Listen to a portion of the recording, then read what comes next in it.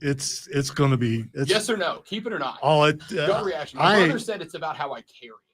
I was like, that's fair. Good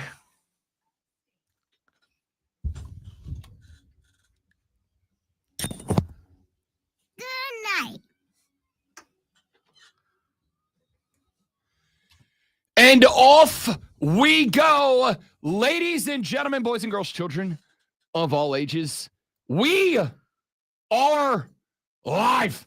The Rob Brown Show on your radio. It is the Fan Upstate. Today, if my sources are correct, today is Thursday. I can confirm and corroborate that today is indeed Thursday. I love to hear it. I love to hear it. I don't love to hear that I have officially and finally blown out the right side of these headphones. It only took 5.5 years, but we did it, people. We did it. Well, the blame is definitely on you. Oh, 100%. I wouldn't put it anywhere else. Ladies and gentlemen, it is Thursday. It is Turn the Page Thursday, which I'm just now, as I say that out loud, realizing that this whole time I could have gotten Seeger or Metallica. I would prefer Metallica. I don't like Seeger. I don't like Bob Seger. I don't care if you give me that look. I don't like him. It's not a look of judgment. It's a look of confusion. I think you're the only person I know who doesn't like Bob Seger. That's probably not true. I didn't say that there's no one else who likes Bob Seger. I said I think you're the only person I know. Well, because of the look you just gave me, maybe they're afraid to tell you.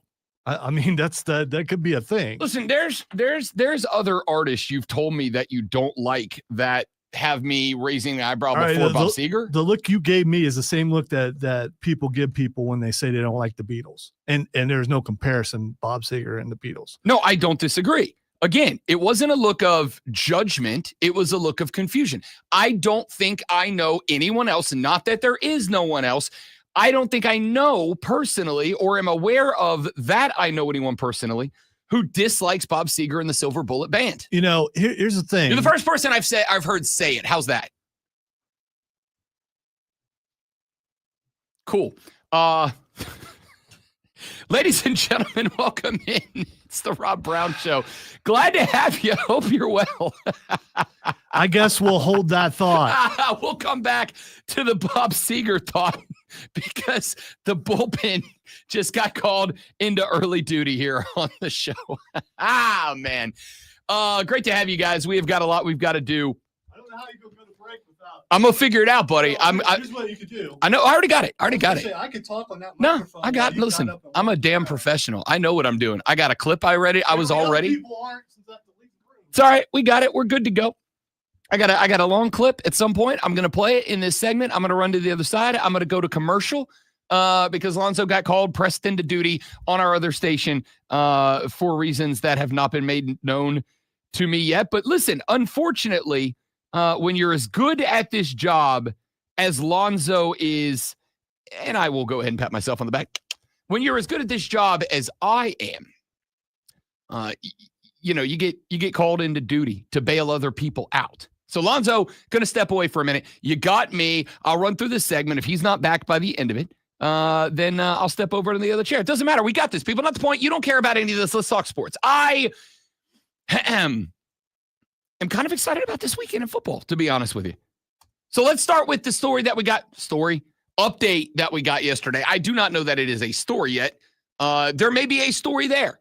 And I brought it up yesterday as kind of a conspiracy theory from something that happened last year. Last year, there was a very interesting thing that came out. I want to say, you know what? Let me pause on that and let me circle back around and let me say this first, because I do think that what I am going to say now is more important. So let me say this part first. Concussions are very serious issues. Okay? Concussion is a very serious issue. A concussion is it's dangerous. And as much progress as we have made over the last X amount of years, as much progress as we have made over the past few years in concussion research and prevention and awareness and yada, yada, yada. As much as we have done with the Guardian caps, as much as we have done with all these different medical studies and surveys that we have done, as much as we have reached into the bag to try to hopefully one day prevent concussions, but limit them, et cetera. Like I'm a big advocate, for instance, I'm a big advocate of the Guardian caps.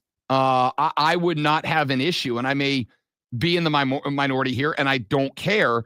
I am a firm believer that Guardian caps should just be a part of uniforms now, right? Like I think they should be standard issue. I think they should be considered as much a part of equipment as shoulder pads are. I know they look silly. I know they look dumb. You know what else looks dumb? When dudes are in their 50s and 60s and they have CTE and they're drooling all over themselves and they can't live their lives the right way. I am not saying we should not play football. Obviously, I'm saying Guardian cap should be a part of the uniform.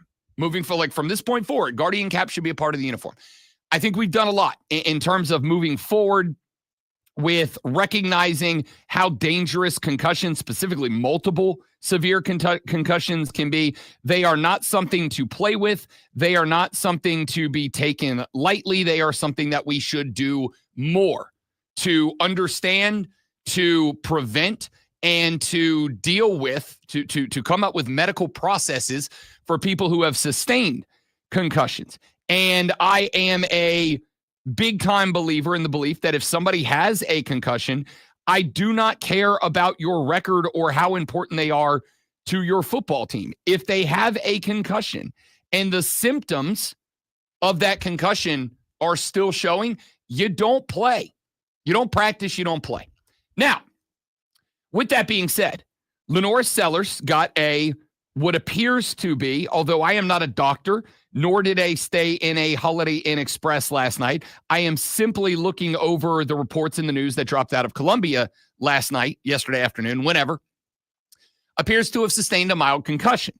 LaNorris Sellers has practiced this week. In fact, he was at practice yesterday. Shane Beamer told local assembled media after practice yesterday, and he said that even for LaNorris Sellers, and I applaud and commend this, he said that even for LaNorris Sellers, that South Carolina has a policy that if you do not practice on Tuesday and Wednesday for whatever reason, if you do not practice on Tuesday and Wednesday, you do not play on Saturday. And I get it. I think if I had to guess, that is probably more of a way to prevent guys from, I'm kind of sore, coach. Let me get a day off, right? Not that I think anybody would do that, but I'm sure that's got something to do with it. One of my high school coaches had a very similar policy. If you miss 2 practices in a week, you did not play on Friday night unless you were really good. But that's not the point, all right? That's a different conversation.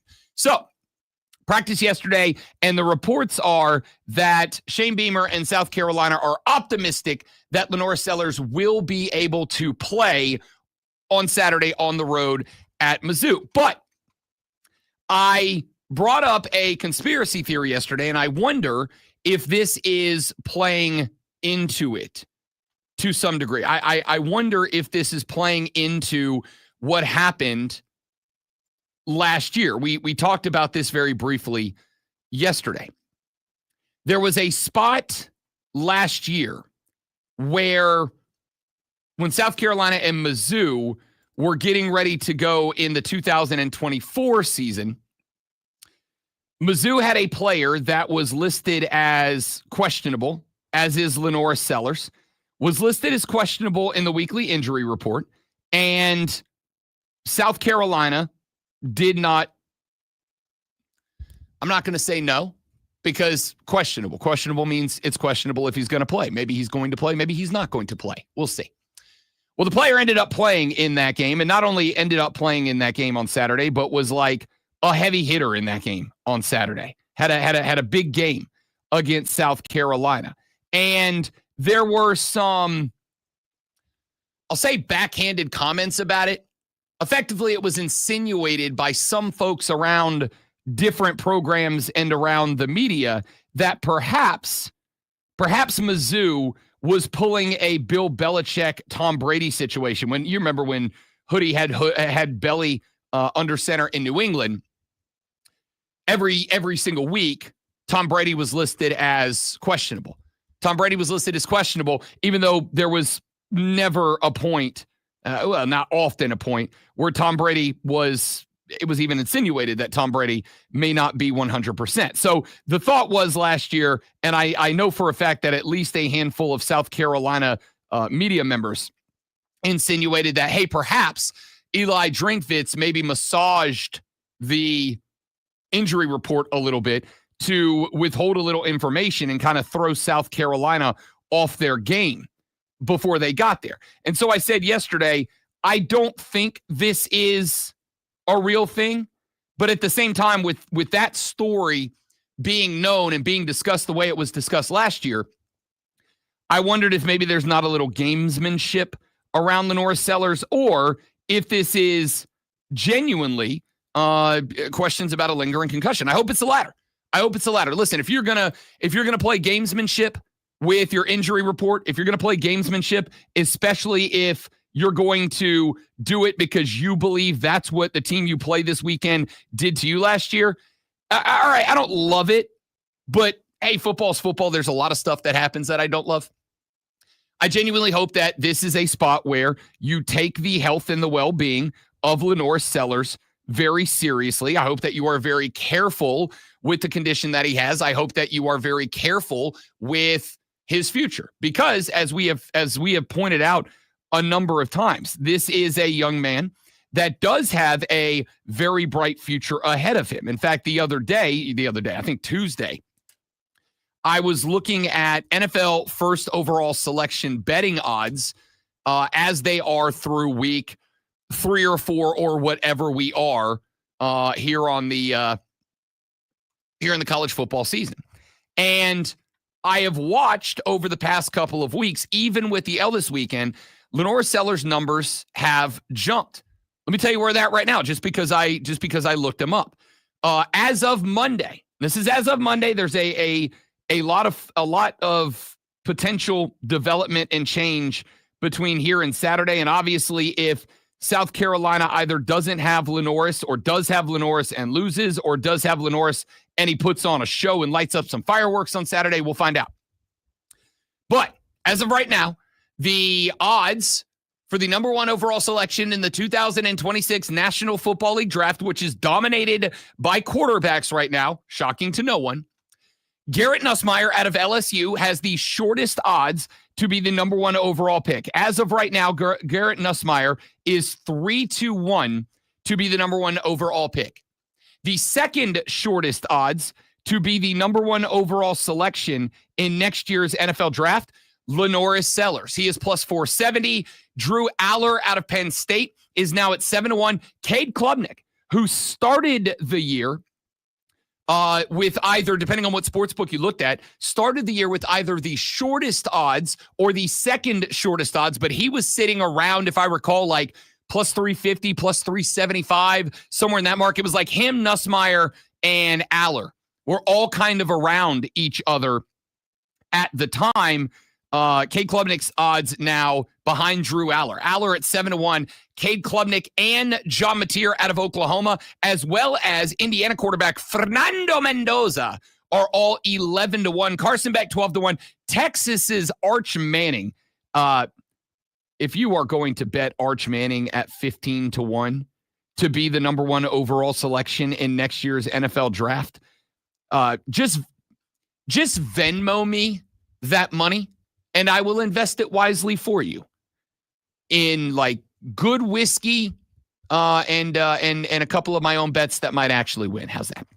Ruben Bain Jr. out of Miami, the defensive end, is the highest non-quarterback at 25-1. That is also where Sam Levitt and Peter Woods out of Clemson, 25-1 as well. TJ Parker out of Clemson, 33-1 is next up. Caden Proctor, the first offensive lineman, checking in at 35-1. That dude's a first-round pick. All right, but we're not talking about that right now. The point that we're talking about here is South Carolina fans, I am sure, are waiting with bated breath to find out if LaNorris Sellers is available. Here's what I'm going to say about the availability of one LaNorris Sellers. We are, one way or the next, LaNorris is or is not available. I think we are going to learn a lot about your football team coming up on Saturday. I think we are going to learn a lot about your football team on Saturday. I think that the biggest lesson we would learn is if LaNorris Sellers is unavailable for you on Saturday. Because my criticism about this team, as we talked about at length last week, my criticism about this team, frankly, during the loss last week to Vanderbilt, was that after LaNorris Sellers went down, that team looked like it ran out of heart, gas, energy, grit, whatever football cliche you would like to use in this spot. It looked like they ran out of that. I like moxie personally. I think we should use moxie more often. So it was a disappointment. It was kind of, I described it on Monday when I broke that game down. I described that performance from South Carolina on Saturday back on Monday when we talked about it. I described it as what I must imagine a parent feels like when their child comes up short at something that you know that they are capable of being successful at, right? Like I imagine it must be the feeling you get when you watch your kid and you're like, this kid's going to be capable of great things, and then they screw it up and they do something stupid that is out of character. It's not who they are. It's not what they are.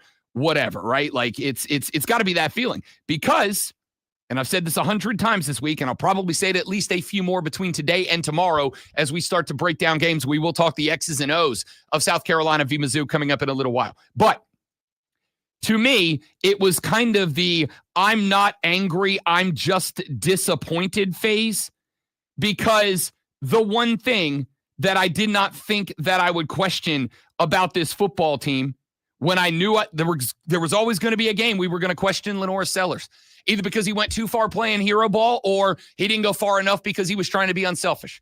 We knew we were going to have questions in at least a few games about the wide receivers, a little bit of inexperience.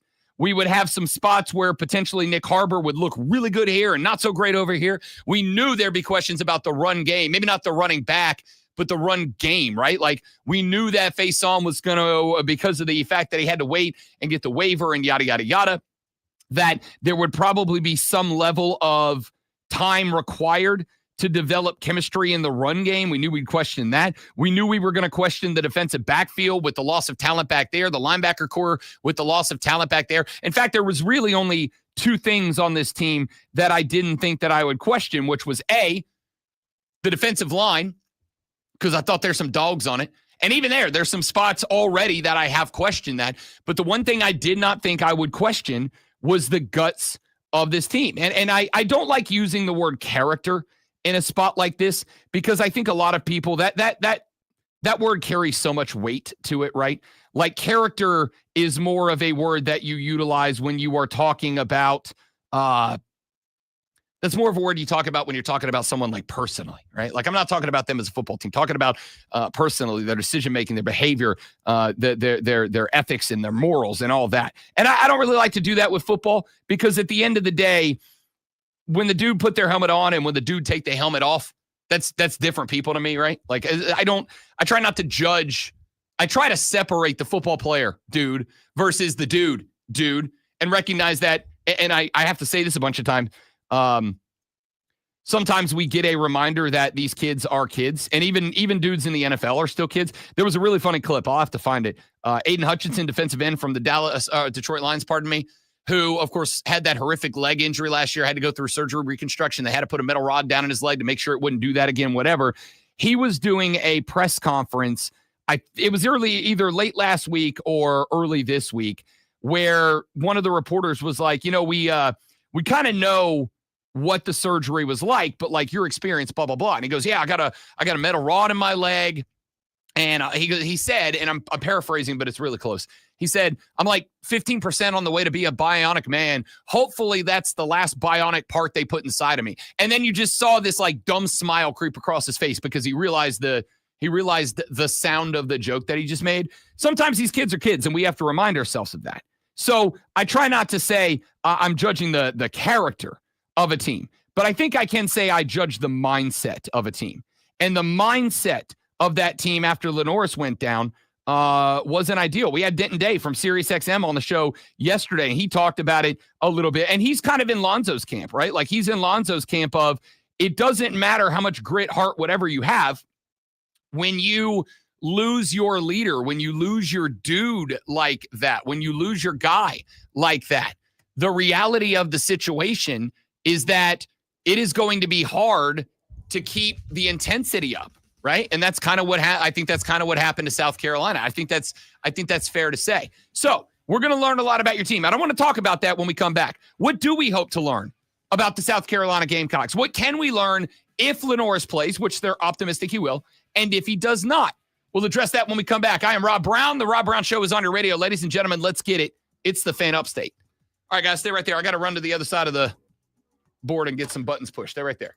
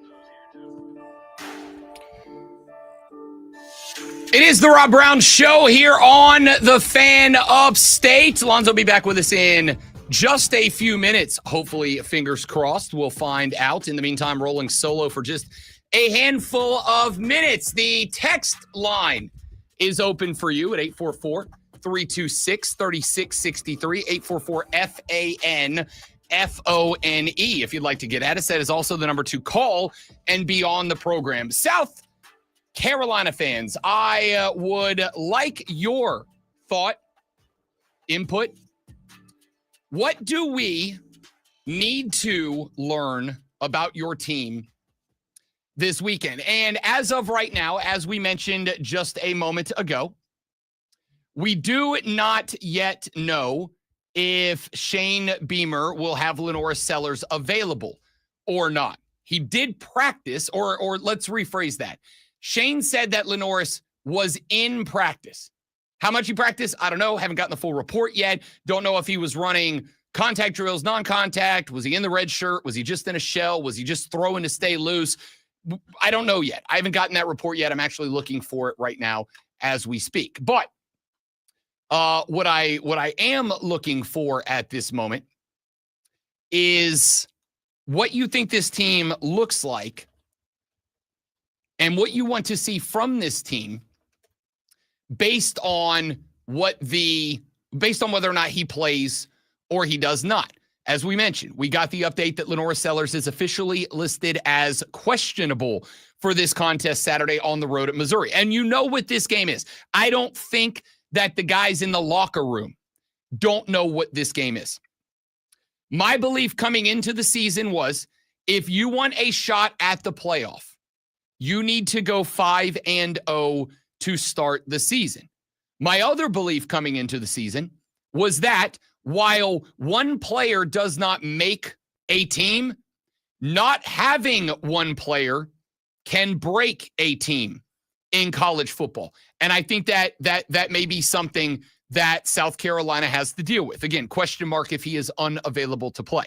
Because the belief was, as goes LaNorris Sellers, go the Gamecocks. And that extends to, if he is out, you are out of the playoffs. Now, I really thought that was going to mean more about the back half of the season, because we have said a number of times, I have said a number of times, I genuinely believe that y'all have, if not the most difficult back half of the schedule in college football, you have one of them. If you don't have the most difficult, it's no further down the line than number 2 or number 3. There are some other teams. Oklahoma's another team. Oklahoma's got a brutal back half of the schedule as well. But I think South Carolina's is the toughest. Now, obviously, that is going to evolve as the season goes on. I said early in the week, I'm sticking with it now, I honestly think we might be overrating LSU just a little bit. They got a lot of credit, as they should, for that road win at Clemson to open the season. They turned around against Southeast Louisiana State, a cupcake team in week number 2. They put up 24, and the offense did not look great. We started getting reports that perhaps, perchance, maybe, Garrett Nussmeier is dealing with an injury. And this week, after the win over the Florida Gators, where they won by 10 despite having not 1, not 2, not 3, not 4, but 5 interceptions, and still took a while to get it right against the Gators, Garrett Nussmeier has indeed been dealing with a torso injury.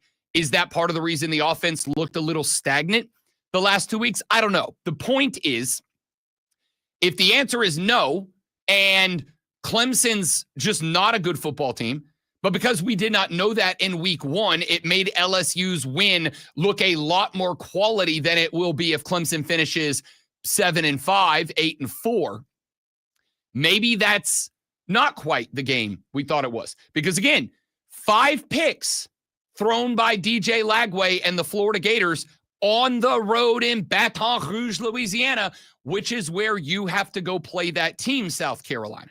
So, 5 picks, and Florida was very much alive in the mid to late fourth quarter. Maybe that's more of a winnable game than we thought that it was.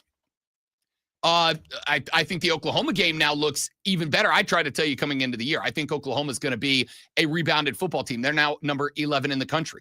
All of the sudden, yeah, Alabama took that L in game number 1 to Florida State on the road in Tallahassee. Florida State turned around and put up 77 the next week against East Texas A&M, I think it was. Now, there's nothing else on the record for Florida State. They were idle this past week, so we don't know. Maybe that Alabama loss to Florida State, if Florida State ends up being a 10-2 football program, an 11-1 program. Hell, maybe at this point, maybe they run the ACC, right? Or they're 11-1 with the loss to Miami, or maybe they're 12-0 with the win over Miami. That Alabama loss doesn't look as bad. Alabama's been doing nothing but dominating since then. Ole Miss number 13, Texas A&M number 10. Now, the good news for you is that brutal back half of the schedule kind of took a step back with Clemson not looking like the Clemson team that I'll say everybody expected they were going to look like this year. That's a big boost for the South Carolina Gamecocks. Assuming Clemson doesn't morph into a great football team between here and Thanksgiving weekend. Again, a lot of football between here and there. But with the second half of that schedule, even if it's not, which I don't think this is correct, but even if it's not as brutal as I thought it was coming in, it's still not easy.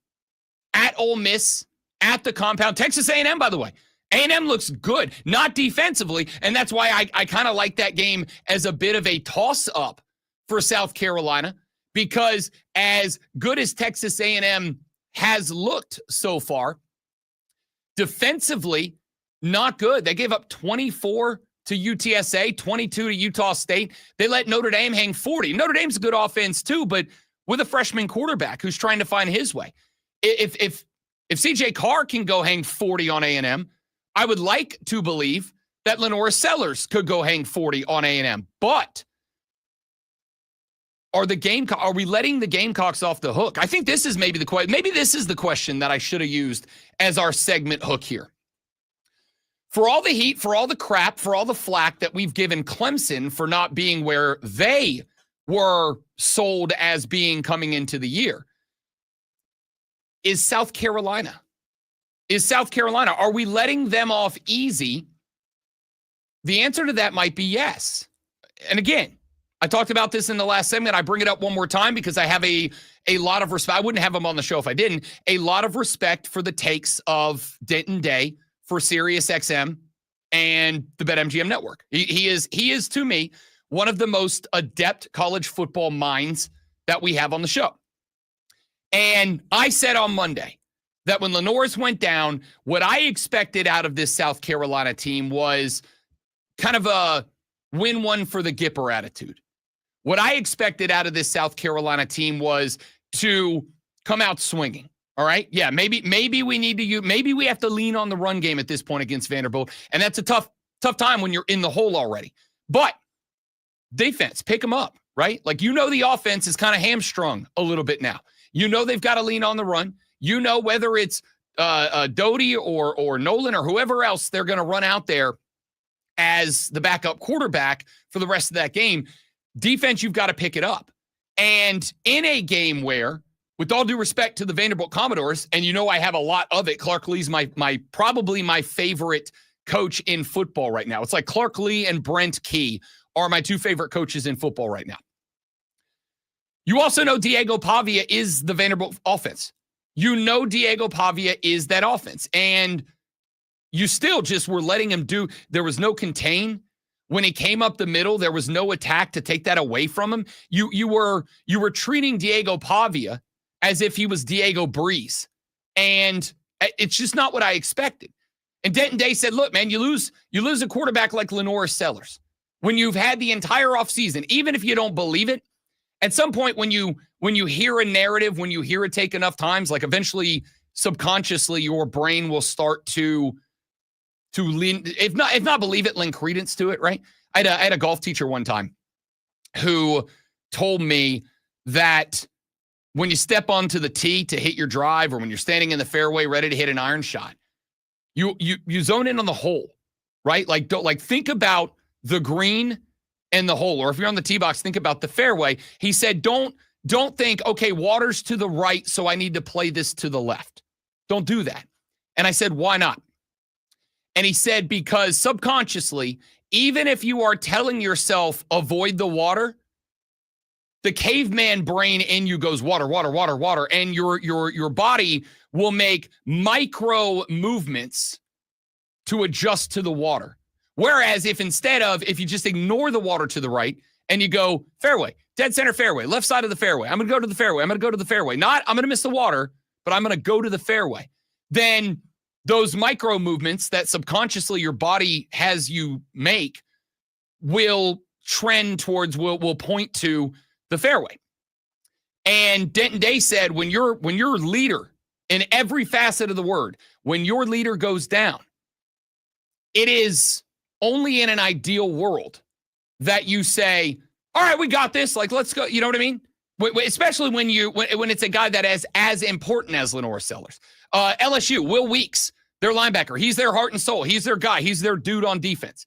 Will Weeks got got ejected in the first half, suspended for the second for targeting.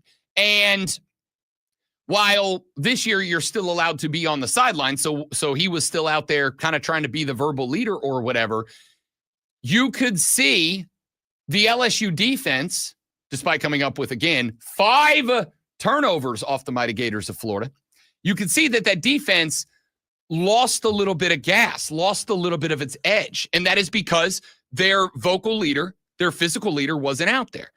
Denton Day said, just because in an ideal world you say, we're good, we got this, other guys are going to step up.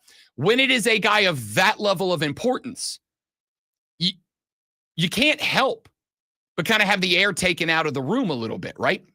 And again, I not to sell her out, but she's not in town, so I don't think she's watching yet. But the wife was watching that game on Saturday. Like, it was our day was based around watching that game. Well, my day was based around watching all of the games. But, I sit in the back.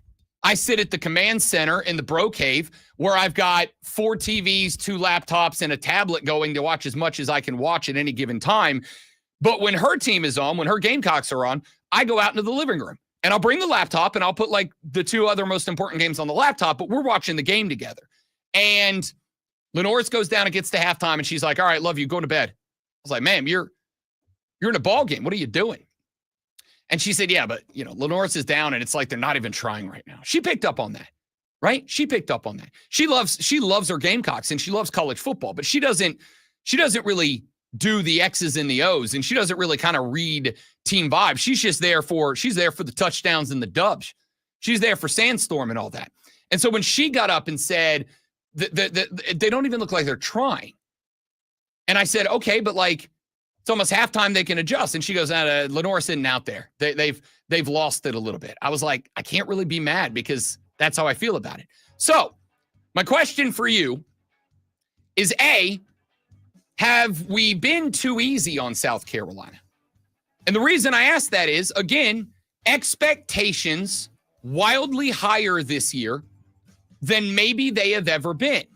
And if the expectations are higher, we how many times do we say this or something similar to it yesterday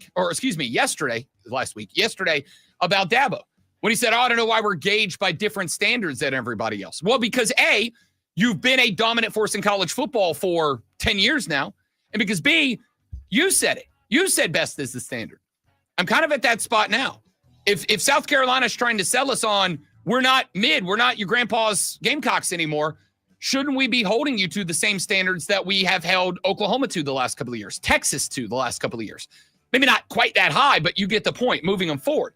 And if the answer to that is yes, then yes, I think we've been easy. So Gamecock fans, what do you want to learn or see from your team in this game? And I will ask you that in 2 separate formats. Number 1, if LaNorris plays, and number 2, if LaNorris does not play. Now that we've set the table, I'll address that when we come back. Got your water cooler cheat sheet coming up. We'll talk to Lulu Kesson later in the show. The Rob Brown Show rolls on. It is the Fan Upstate.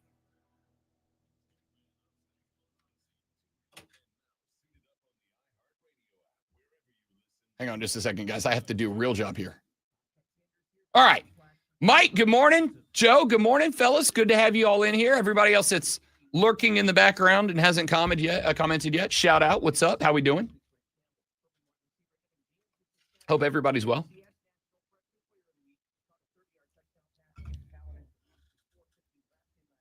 All right, stay right there. I'm going to take just a bit of a break because I got to do all the Lonzo work. Don't go anywhere.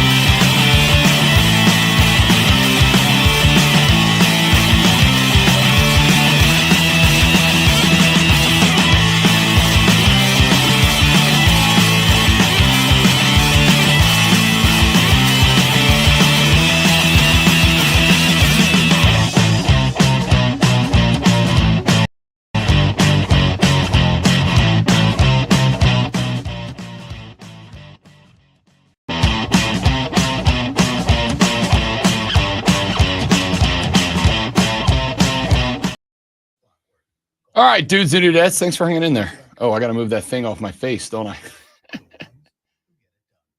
Zoe got called into service on the other side. He will hopefully be back at some point in the show. But in the meantime, you got me. What up, Cruz? Welcome in, big dog.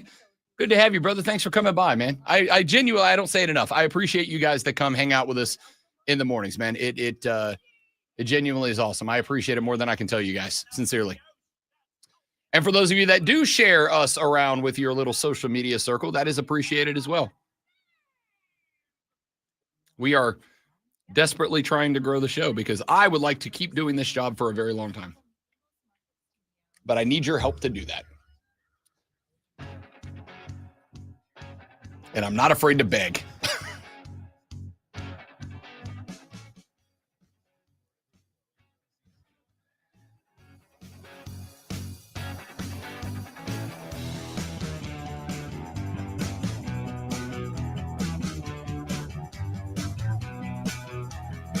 The Rob Brown Show back on your radio. It's the Fan Upstate, Rob Brown. Lonzo will, fingers crossed, be back with us at some point. He had to run to the other side in order to bail some people out. So you got me rolling solo for at least a little while longer. Text line open, 844-326-3663, 844-FANFONE. Let's check in on that real quick, see what you guys have said so far. Texter said, Rob, unfortunately, in the past, for the Gamecocks, except for one season, every season is a letdown. The only time we have successful seasons, aside from the time we went to the SEC championship, is when we look back and say, wow, we totally didn't suck this season. Well, first off, Jacob, I hate that for you, that is the mentality. I also understand it. As a fan of the New Orleans Saints, trust me, I very much understand it. Here's what I would say. And this is kind of in the direction I said, I want to tell you what I hope to learn about this football team this Saturday on the road at Mizzou, both if and if not, LaNorris Sellers is available to play. The first thing that I want to see, is that attitude isn't prevalent on your football team, Jacob. I really want to make sure that isn't the mindset your team has. Because y'all know I hate cliches. I hate talking in vagary. I hate talking in the abstract. Because to me, with the exception of mindset, like most things on a football field, baseball, diamond, basketball court, whatever, I can look at what happened and say, here's what happened, here's what didn't happen, this is why the result was the result. But I will say that mindset is massive. That is one of the abstracts that I am happy to talk about, because I do think it is important. This is why we made such a big deal for such a long time about the Mamba mentality, right? The Kobe Bryant mentality, the championship at all cost mentality. Now, that's not to say that you have to take it to the extreme that Kobe Bryant did, but at the same time, it's kind of hard to say that you don't, when there are guys like Tom Brady and Kobe Bryant who are just the GOAT. Whether or not LaNorris Sellers plays, and I think that this one is applicable, whether he is available Saturday against Mizzou on the road or not. What I would like to see, Jacob, with all due respect, is that is not the mindset that the football team has. Because I do think it was the mindset the football team had when LaNorris went down against Vanderbilt. There is an element of Vanderbilt is a very good football team. I spent the entire offseason trying to tell you all of that. Vanderbilt is a good football team. They have a damn good football coach. I have said a few times, Vandy and Georgia Tech, you want to talk about disappointment as a fan base, Jacob? Here's the disappointment as a fan base for Vandy and for Virginia Tech specifically. You guys may not have this problem because I don't think you're in the same group as them. The problem for schools like Vandy and Georgia Tech is that if you do get good, and if you get good, and a bunch of dorks with microphones like me say that you have gotten good because you nailed your head coaching hire, which I think Vanderbilt and Georgia Tech both did, The reality of that situation is that at some point, a big-time team is going to come a-calling. Billy Napier, unless something dramatic changes for the University of Florida, Billy Napier is not going to make it out of this season, I do not think. The Florida job comes open. Which of those two jobs, Georgia Tech, Florida, or Vanderbilt, Florida, which of those two jobs do you think is going to provide more resources to Clark Lee or Brent Key to win? Florida, right? Now, maybe Brent Key's different. Maybe he really does say, coaching Georgia Tech has always been my dream. I would rather coach here and accomplish something than go to Gainesville, have more resources on the table, but I don't maybe love the school the way I love Georgia Tech. He's a Georgia Tech guy. Maybe Clark Lee looks and goes, Vandy was the team that gave me a shot. And I believe I can get them to the mountaintop and become, frankly, a legendary coach. We'll see. But what I do know is the mentality for South Carolina needs to be better than it has been for Georgia Tech, better than it has been for Vanderbilt. And right now, it doesn't really feel like it is. And that is unfair to say after 2 1/4 quarters where I said I question the heart, the integrity, not integrity, that's not the right word, the heart, the grit, the moxie of that team. But here's where we are. That's what happened. That's where we are. That's what went down. And so whether or not LaNorris plays, I want to see a team. And if you've listened to this show, you know that this is not a phrase that I use very often. I traditionally save this phrase for when it adds some emphasis. I want to see a team that's pissed off, man. I want to see a team that's angry as hell. I want to see a team that looks at what happened at Vanderbilt and said, the fact that, specifically in the second half, Diego Pavia, who we know is the Vanderbilt Commodores, was allowed to just do whatever he wanted to do. No, we ain't doing that again. I want to see a team that defensively says, we let the offense down. LaNorris goes down, and we went down with him. Not again. We're going to make life hell for the Mizzou Tigers. Offensively, I want to see a team that says, all right, we know LaNorris is out. We're going to win one for the Gipper. And whether it is, again, Luke Doty or Air Nolan or whoever is going to be the guy that is under center, or LaNorris Sellers himself, whoever the guy under center is going to be, the offensive line knows we've got to protect. The offensive line knows we've got to keep them as upright as we can, because you know Mizzou's coming, right? Well, even if it is LaNorris, especially if it's not, they're going to bring the heat, because it's either try to knock LaNorris around, get him trigger shy, or it's going to be QB that doesn't have a lot of if snaps in college football, not with this football team. Let's disrupt. Let's create mistakes. Offensive line's got to be there. Running backs have got to be there. Attaway, face on. Like, I need these guys to have games of their life.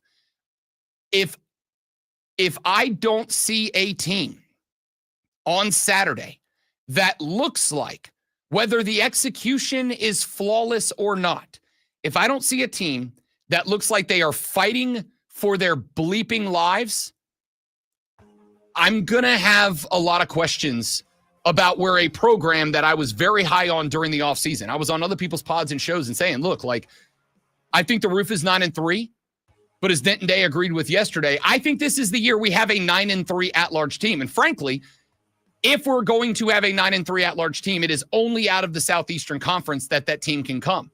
And I don't think that there is a team that is better positioned to claim that spot than South Carolina. But with the back half of the schedule laid out in front of you, LSU at LSU, top 3 team. Oklahoma and Alabama at home, number 11 and 14.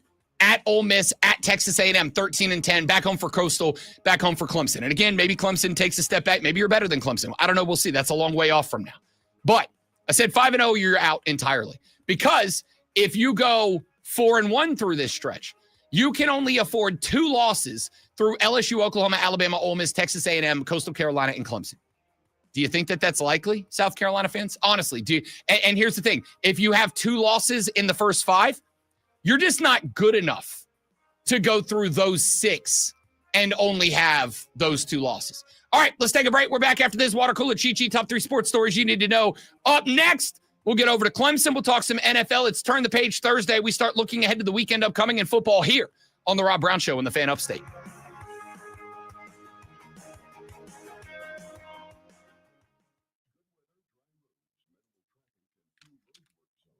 Oh man, Georgia Tech has national. Yes, I know all those natties they won back in the 30s.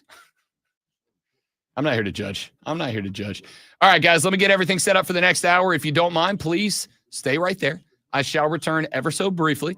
And in the meantime, like I said, if you don't mind, share us around on your social. Get your friends up in here. Let's talk a little smack. Be right back.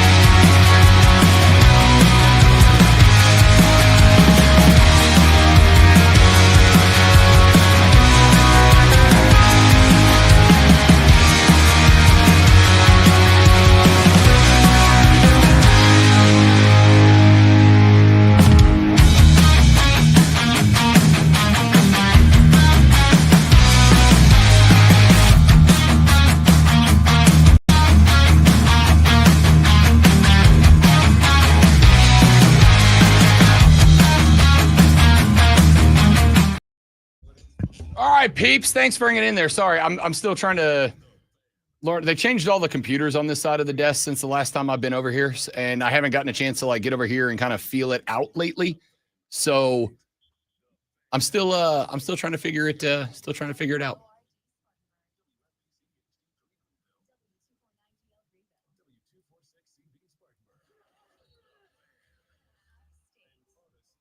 All right, what do y'all say we do another hour of sports talk radio here? By the way, if you got any thoughts, leave them in the chat. If you got any comments, if you got a topic you want me to get to, leave in the chat. I leave a couple of segments open every rundown to fit in what you guys want to talk about. So you got anything you want to talk about, drop it in the chat, and I'll get to it.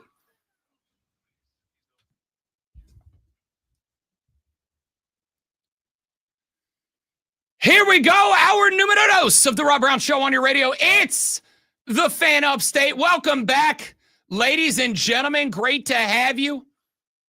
I am Rob Brown, the great one Lonzo, over in the, in a different studio, doing a different show on a different station. Why? Because A, they needed him, and B, he's good at it. So, your boy, rolling solo this AM, which means I would love for you to be a part of the show. I need you to be a part of the show. Here's how you do it. 844-326-3663. That's the number to call the radio program. That is the number to text the radio program. You can tweet me at The Rob Brown Show, at The Rob Brown Show. You can also follow me across all social media at The Rob Brown Show. Would also love for you to toss me a follow there while you are. If you got something more long format and you do not want to go on the air with it, then feel free to drop me an email, rob.brown@thefanupstate.com, rob.brown@thefanupstate.com. Let's get some stuff in here, shall we? We've got a million things we need to talk about, but there are three that you need to know the most because you are on your way to work, or at least you have to be there in the next, let's say, 56 minutes and 20 seconds or so. And it's Thursday, which means we have football on tonight. In fact, not just football, we have Josh Allen football on tonight. So we got to kill some time. We got to figure out how we navigate from point A, start of the workday, to point B, close of the workday, when we can get home, take off our pants, pour a cold frosty brewski, and watch a little NFL and college football. You're going to talk sports. That's how you're going to navigate those waters. That's how you are going to kill some time at work today. But in order to do that, you've got to know what's going on. If you've got to know what's going on, ladies and gentlemen, you're welcome for this. Are you ready for the playbook of the peculiar, the almanac of the absurd, and the encyclopedia of the extraordinary? Well, you better be, because we're diving headfirst into the three top stories that will have your coworkers saying, "You hear that?" even before they take their first bathroom break. No. Here we go. Welcome to the water cooler cheat sheet on the Fan Upstate. It is the water cooler cheat sheet, the top three sports stories you need to know before you get to the office and start talking sports with your coworkers, your manager, your boss, the janitor, the electrician. I don't know if you have an office electrician. The IT guy, that's what I meant to say. That's a different guy. Maybe you have an electrician. I don't know. Whoever you're going to talk sports with this AM, these are the stories you are going to be talking about. Let us dive right in with item number one. Glug, glug, glug, glug, glug. I do not have the sound effect available, so you're just going to have to tolerate that. To the WNBA playoffs continued last night with a pair of game twos. In the opening game, the Phoenix Mercury kept their season alive with the largest ever road win margin of victory in the WNBA, 86-60. They dominate the Liberty last night. 3 starters, 5 players in double digits for Phoenix last night. Satu Sabali and Alyssa Thomas both had 15. Kalia Copper had 14. DeWanna Bonner and Catherine Westbeld had 14 and 10 respectively off of the bench. The Mercury shot 48% from the floor, and while they were sub 30% from behind the arc, they also held New York to just 30% from the field and 23% from deep. Only one Liberty player was in double digits last night, 11 for Emma Misserman.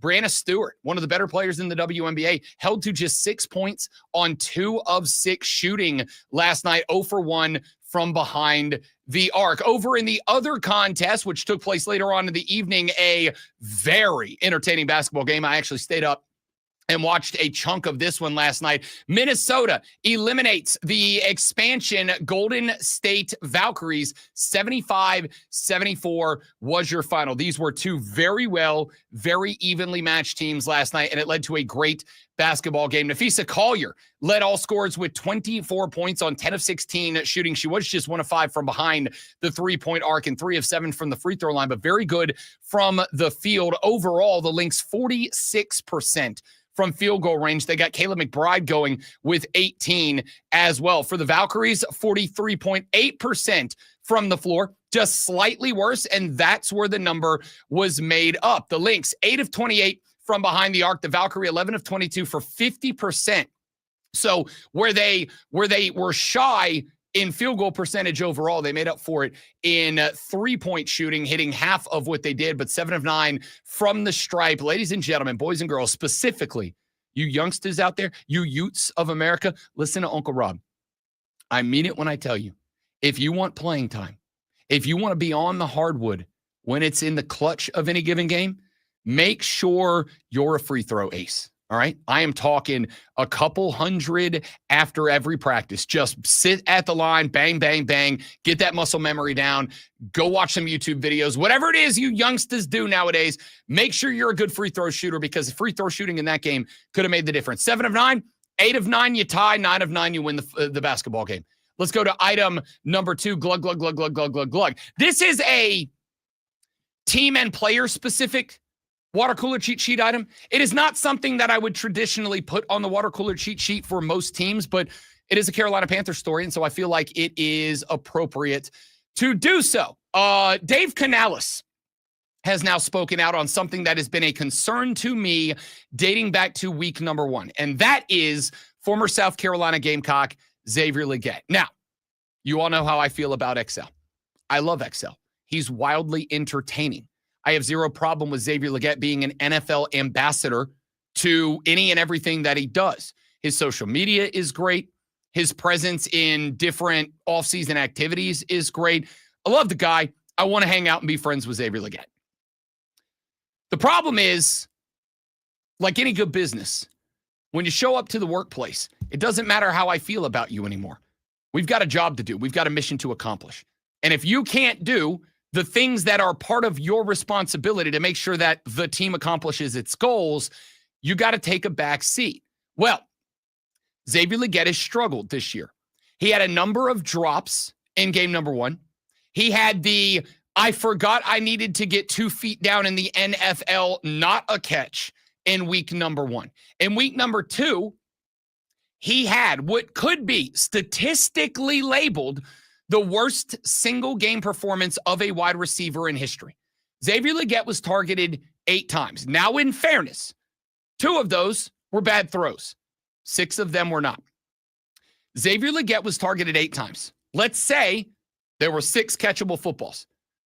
Xavier Legette became the first wide receiver in the history of the National Football League to be targeted 8 or more times and have negative yardage. Targeted 8 times, had 1 catch for -2 yards. And I said in week number 1, I've got a big concern about Xavier Legette, especially with Jalen Coker unavailable. I have a very large concern about Xavier Legette. I have a question about his ability to be the number 2 wide receiver. And if he can't be number 2, there's not a spot for him on the offense, because that's what he's built for. He is not a number 3 wide receiver. That's Hunter Renfrow. And after the game Hunter Renfrow had on Sunday against the Arizona Cardinals with a pair of touchdowns. And oh, by the way, his post-game press conference response when asked about his 2-touchdown day was spectacular. Speaking of the Gamecocks, speaking of mentality, Hunter Renfrow got asked, hey, man, you got into the end zone twice. For a guy trying to make a significant return to the National Football League, how'd that feel? And his response, without skipping nor missing a beat, was, I wish it would have been 3 so we could have won the game. That's it. That's what I'm looking for. and I think he knows the role. He's the 3. Jalen Coker's the 2 for me right now. Now he's on IR, and we've got 2 more weeks at minimum before he can return, before that 21-day window opens for him to return. So we could be anywhere from 2 to 5 more weeks before we get Jalen Coker back. But I said on Monday, after the game Xavier Legette had last week in Jacksonville, and after the game Xavier Legette had this week in Arizona, as of right now, if Jalen Coker comes off the IR ready to roll, Xavier Legette's the guy that's getting sent down to make the roster spot for him, not Hunter Renfrow, not Bryson, not any of these other guys. It's the XL that's got to go down. Well, yesterday, Dave Canales was asked about Xavier Legette. After practice yesterday, Dave Canales was asked if he was considering benching Xavier Legette. He said, quote, "I believe in Xavier. This is a guy that I truly believe of, the way he's wired, the way that he works, the way that he continues to train. He had a great week of practice. He played better. He had some opportunities on the field where the ball didn't go his way. I tried to get him a few early touches. They didn't amount to much, but as the game kind of went on, a few of the other targets, they were close plays. He didn't make them, but I think it's a matter of just finding opportunities. I believe in him. I believe that he's approached this in the right way and just continues to work. So I'm going to continue to encourage him and be in his corner and push him to keep striving for that and keep working on his chemistry with Bryce because he's got the talent. I think at times he can be hard on himself and can be really critical of himself. And I wanted to make sure he knows he's supported, that we've got to play ball. Let's go. And there's a balance of pushing him. And there's that balance of also saying, you've got this. Remember who you are. That's a great quote, man. That's a great quote about trying to defend your dude, support your dude, help your dude, embrace what he is and move forward. On the flip side, he's hurting your football team right now. And I hate that. On the flip side, he's hurting your football team. He's making your offense worse at a point in time where you can't afford to have that. I think XL's got one more week. I think he's got this week. You're at home. You're up against a team that is suspect to the underneath passing game, which is where I need him to excel. We'll get there. We'll get there. I hope, because I love the dude. But if he has another game like weeks 1 and week 2, then yeah, I think at that point, you've got to start looking at some of the younger wide receivers on this team and saying, okay, who might be ready to step up and take that spot? All right, finally, let's get to item number 3. And we are going to talk about this coming up in the next segment of the show. So I will keep it to the headline here. The NCAA Division I Administrative Committee has voted to approve a legislative change that will officially eliminate the spring transfer window. Period. That is the end of the sentence. Now, those of you that have been following this story and doing so on a deeper level, you know that there was one other element to this story.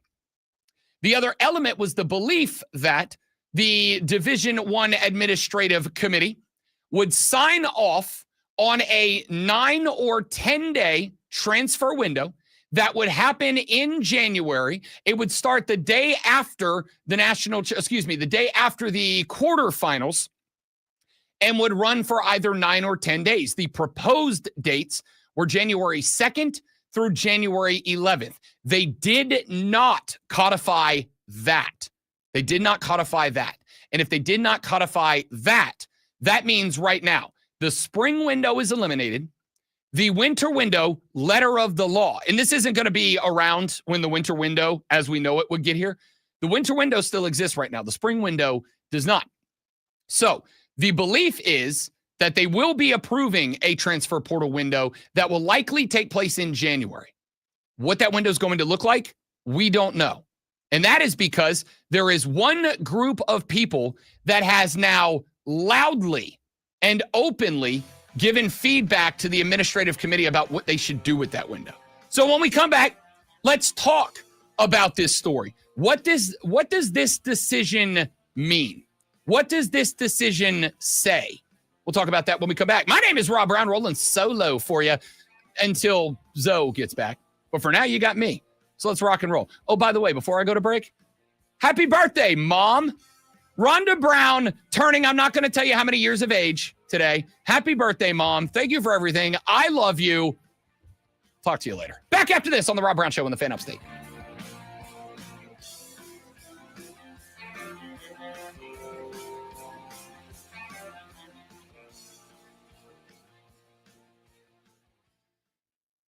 Ladies and gentlemen, let me tell you about our friends at Mad World. The 2025 edition of Mad World is now open.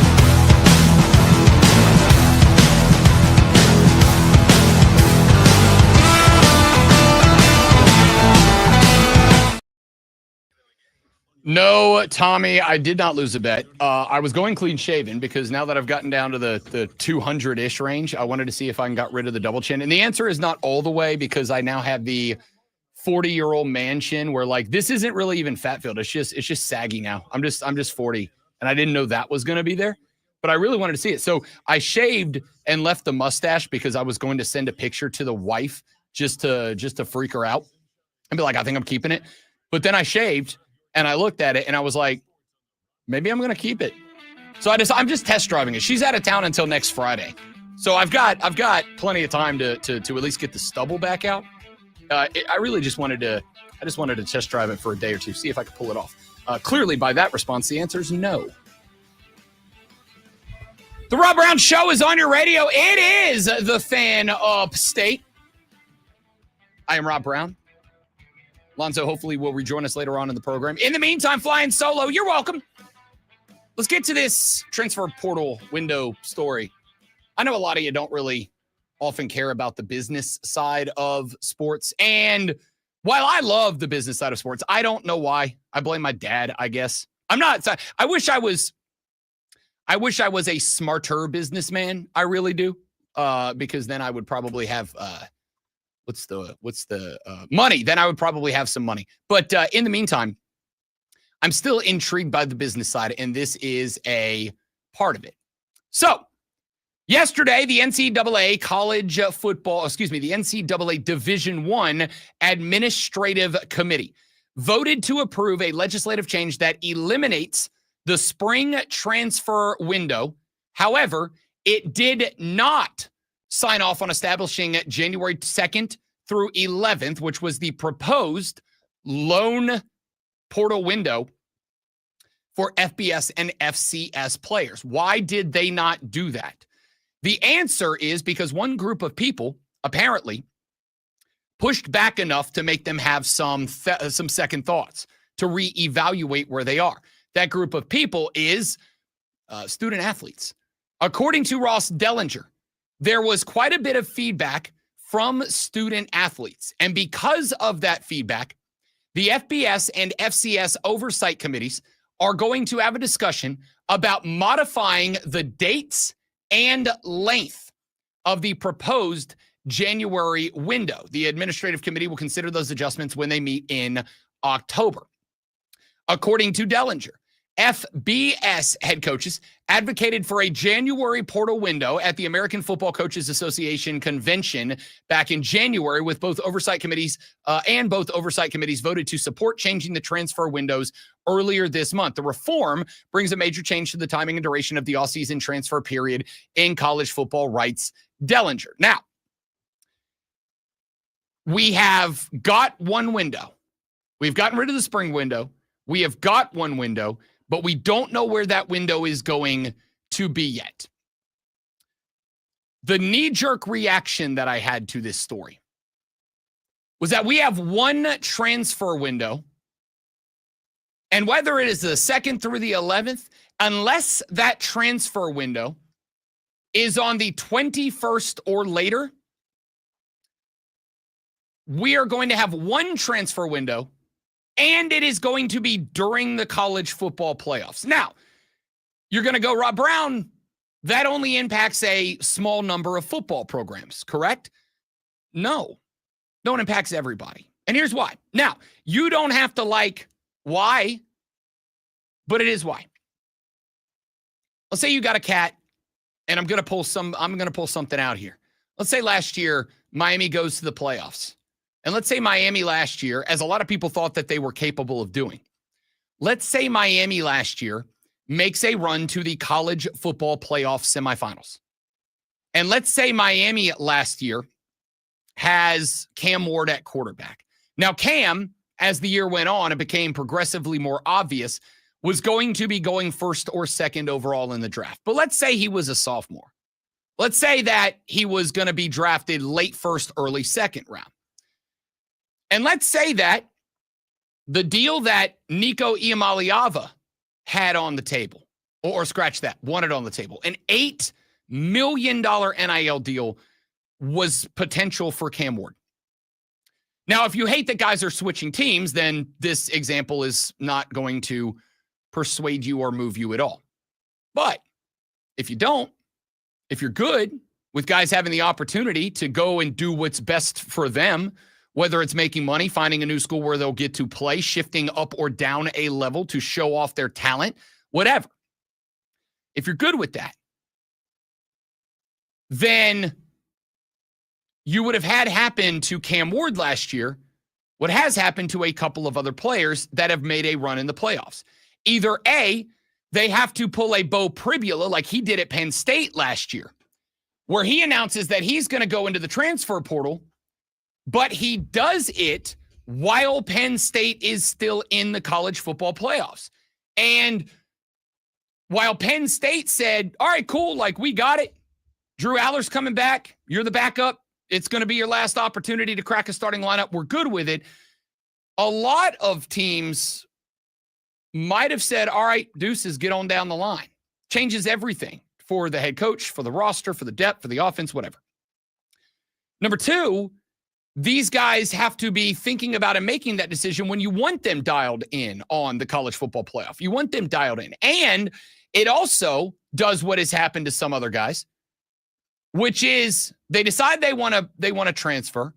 They want to ride out the playoffs before they transfer, except for they're riding out the playoffs before they transfer while other players who are not on active teams late in the playoffs are transferring. So if you are Mike Norvell in Tallahassee and you need a quarterback and you know you want one out of the portal if the guy is there, if the portal is open, and there's a guy in the playoffs that may or may not transfer. And even if he does transfer, it's not a guarantee that you're going to get him when he transfers. You're going to go find somewhere else. And so what does that do? For the guys that are locked in on playoff teams, that eliminates a potential landing spot for them in the portal. And so maybe that has a bit of a chilling effect on guys who would like to say, I want to transfer, guys like Bo Pribula. Does anybody hold it against Bo Pribula that he transferred? That's a genuine question for you guys. Does anybody hold it again? You knew he wasn't starting. You knew he wasn't going to get a crack. It was his last chance at it. So he transfers and he ends up at a place where he is going to get some play time. You'll see him this weekend, South Carolina, as he is a Mizzou Tiger now. He's either going to get play time, or at least he knew he was going to get the opportunity to compete, maybe run a two-quarterback system, maybe earn the starting gig. Who knows? Who cares? Does anybody hold it against them? I don't. But this would be painful for a guy like Bo Pribula. And before anybody hits me with, well, it's about the enrollment deadline, right? It's about the enrollment deadline. You got to make sure that guys have time to switch schools. You got to make sure that guys have time to get to campus and to get enrolled. Don't hit me up with the educational aspect of it as a priority when the college football playoffs go well past enrollment date or January enrollment dates for colleges. Like a sport that requires enrollment in schools by certain deadlines, but also schedules its competition and roster building elements outside of those deadlines. Don't miss me with, but in this case, we care about the deadline, right? You didn't care about enrollment deadlines when you put the portal together in the first place. You didn't care about enrollment deadlines when you decided to create a college football playoff that goes past the final deadline of even the latest enrollment deadlines. What are we doing here? What are we doing here? How does this work? I don't know. I unless the portal opens on January 21st, and I know there's going to be a lot of people on the academic side. A lot of people on the academic side are going to say no. We don't want to have to deal with making a bunch of special exemptions for football players who transfer on January 25th and they're a week and a half past enrollment deadline we've got to jump through a bunch of hoops and make a bunch of special exemptions to make sure that they are able to get into classes and be college kids. This was my problem with the sole window as it is. Like, I don't like that there is a transfer portal window. I don't like that there's just one. I don't like that it's limited. And I don't like that it's limited for a bunch of reasons. I just gave you one of them. Another one that I don't like the reason that it is limited. Because what happens if a cat goes to an into spring and he got sold a false bill of goods from coaches, which there's been horror stories about that for years. Oh, I got told it was this, it was that, it was this, it was that. And then once I got on campus, it was a totally different experience than I got sold. Those guys got to be locked in for a full year. Like, I know that I've always been player first. I do not make a secret of the fact that I am player first. But I don't know. So I don't love the fact that there is just one window. I don't love the fact that it is not just only one window, but it's 10 days long. It's 10 days long to go into the portal, to have conversations with teams, to find a team, to pick the team, to have the team pick you, to land there, et cetera, et cetera. Like, I just don't like it. Now, there is one more element to this that I'm very interested in seeing how this plays out. And that is going to be the inevitable lawsuits that are going to come out of this. The inevitable lawsuits that will be filed because of this down the line. Because there is going to be a player who is going to bring a lawsuit and say, your transfer portal rules are arbitrary.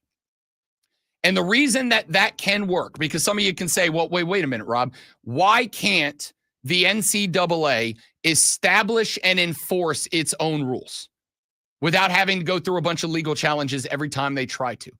The answer is because they are overseeing hundreds of colleges that are not uniform, and this is not a business. I mean, it's a business. We all know it's a business, but it's not a business, right? It is not a business. This is yet one more reason that I have been saying to you many times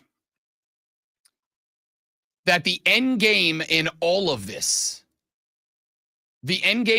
in my opinion, and I've got friends of mine that work in this industry that I've had this conversation with that push back on it and they despise it, but have a hard time coming up with an argument against it.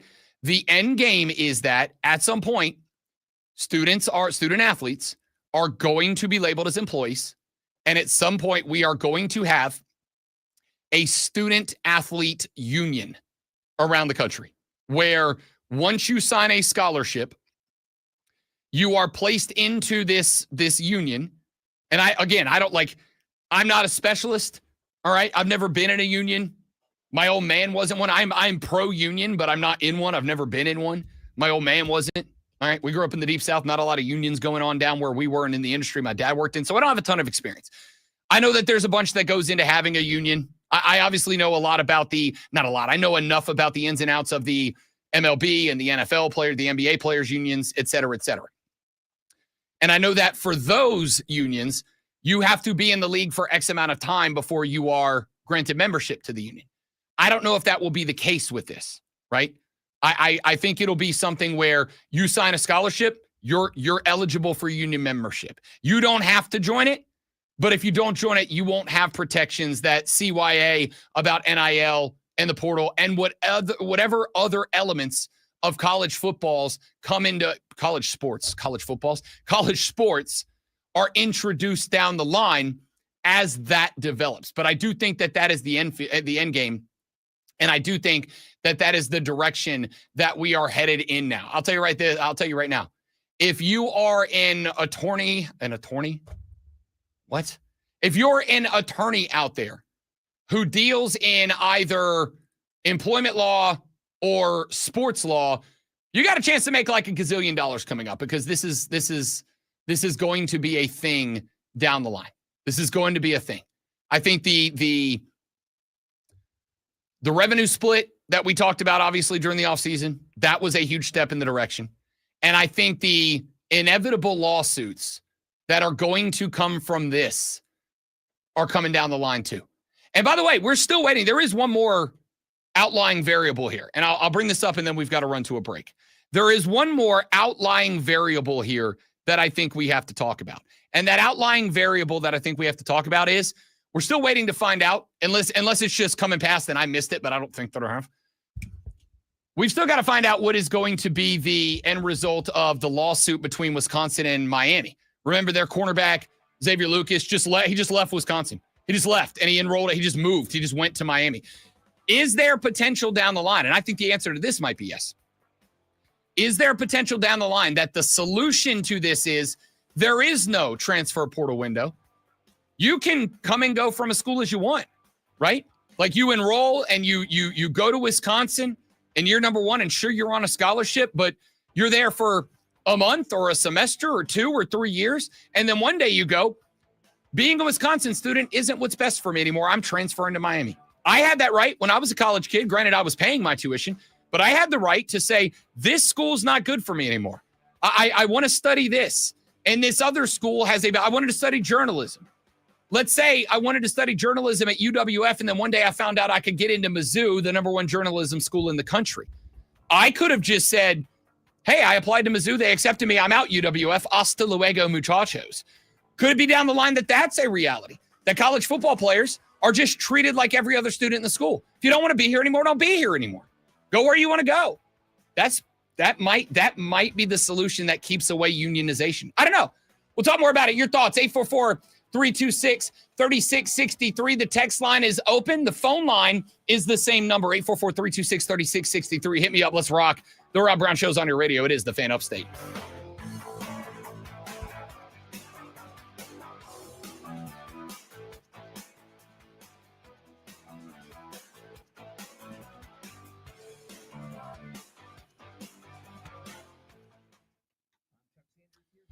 You know, William, you say that. William said in the chat, Rob has officially hit the midlife crisis years, weight loss, different haircut, creepy mustache. Hey, I get it. I'll be there with you next year, buddy.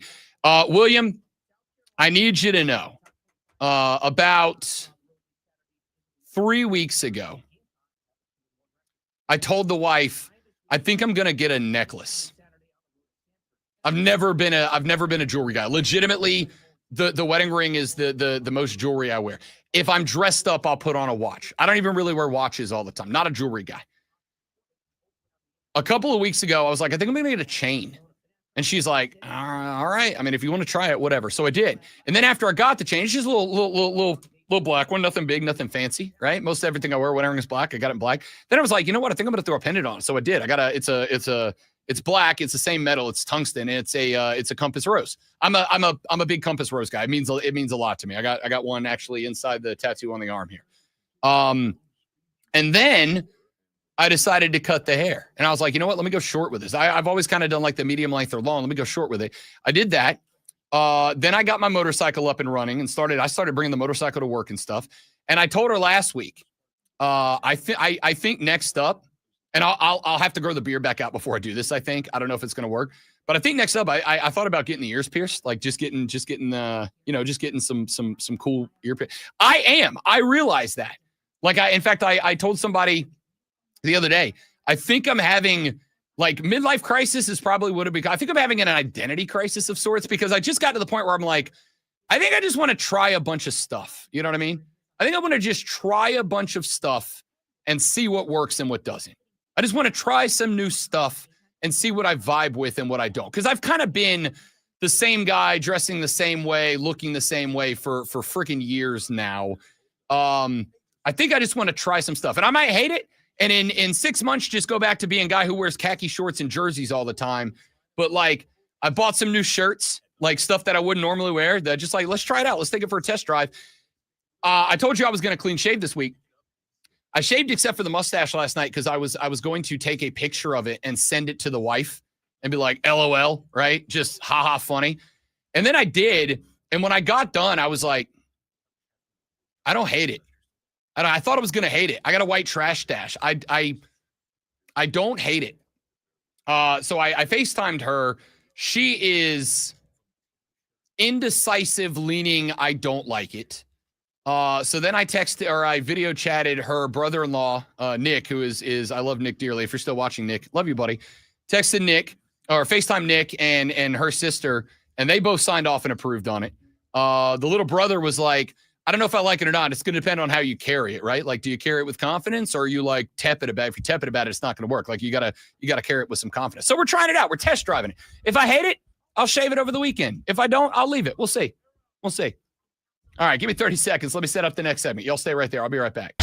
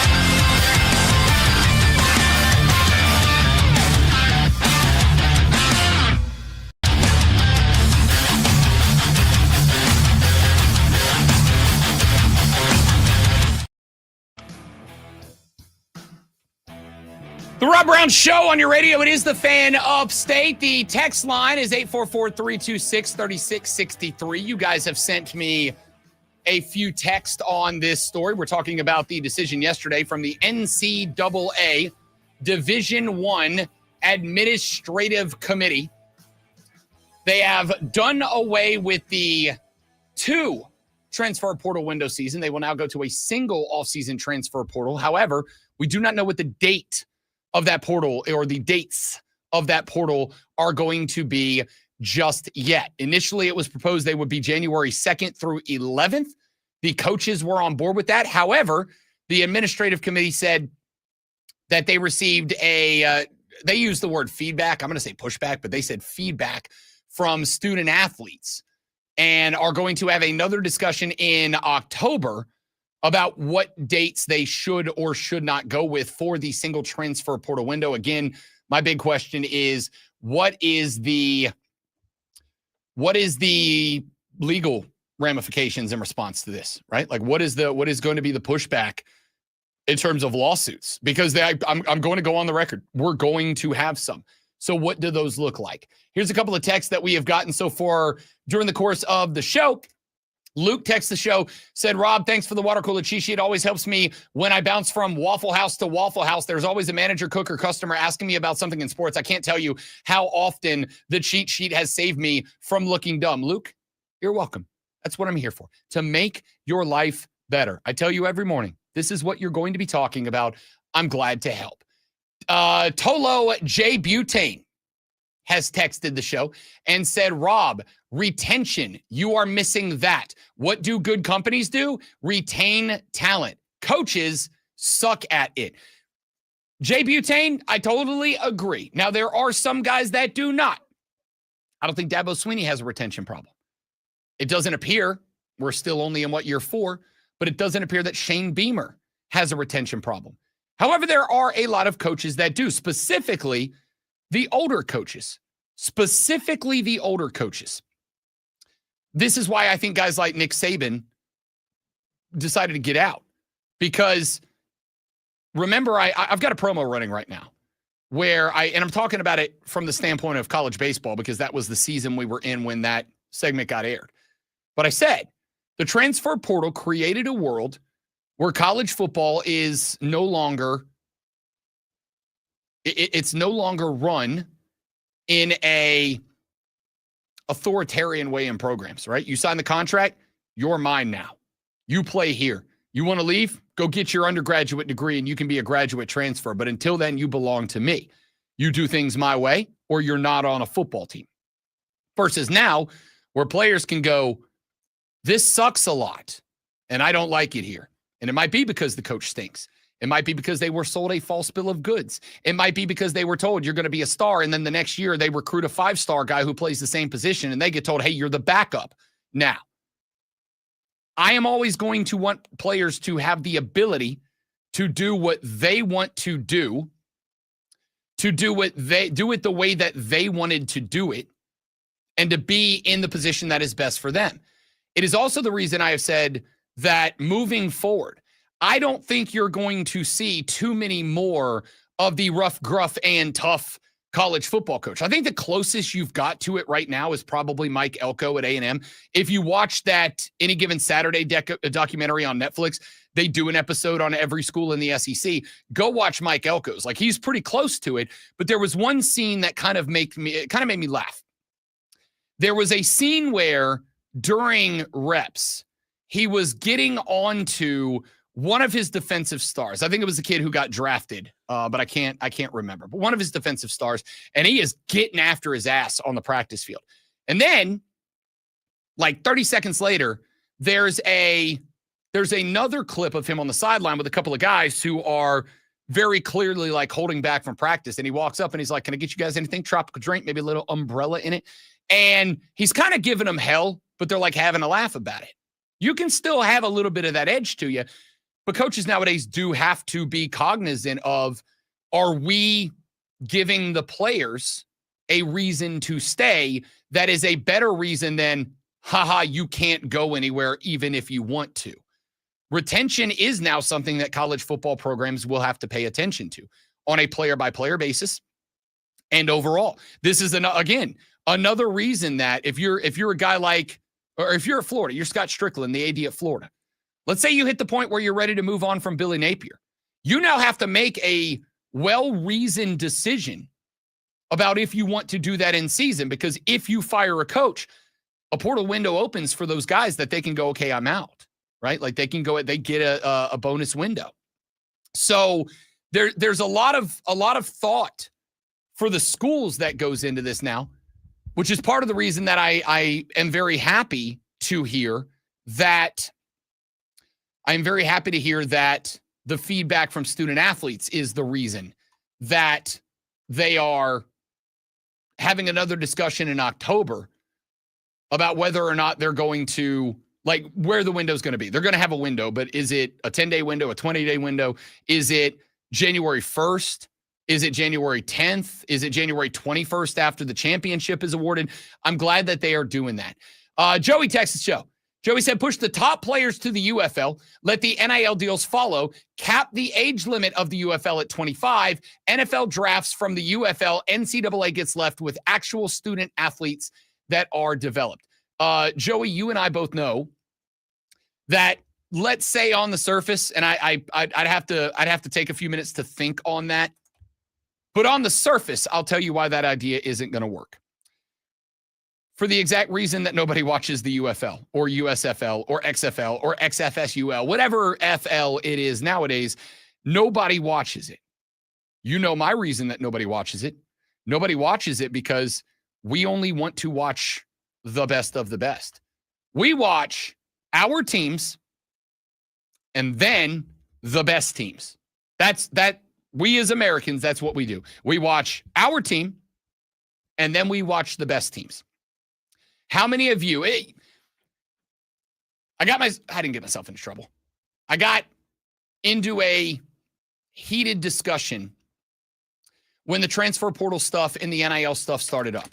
Because one of the arguments against the transfer portal stuff, one of the arguments against the NIL stuff that a lot of you had was, this is going to kill low-level football. This is going to kill FCS football. This is going to kill a group of 5 football. It's going to kill second-level football, whatever. And they said it's going to kill it. It's going to take it away from us. And I asked the question of our audience, because this was easy and local. I asked the question of our audience. How many of you that are not Furman fans didn't go there? You're not alumni. You're not a booster. You're not whatever. Your kid didn't go there. You don't have a connection to the university other than you share geography with it. I can say the same for Wofford over there in the Berg. What percentage of listeners in our area that do not have a connection with Furman or Wofford have gone to more than a Furman or Wofford game? Because I've asked people. I've asked people in the community when not recently, but like when this whole thing was a big raging debate. I have asked people, how many Furman games have you been to? And the answer is, unfortunately, not nearly as many as should, but there's a reason for that. And I say this with all due respect because Furman's got a good football team, but like they're not beating Georgia. And so if Georgia, Texas is playing tonight and Furman's at home against the Citadel, like if you're a Furman fan or you're a Citadel fan, yeah, you're going to watch that because we watch our teams. But if you're not, most people aren't going to go. I encourage you to.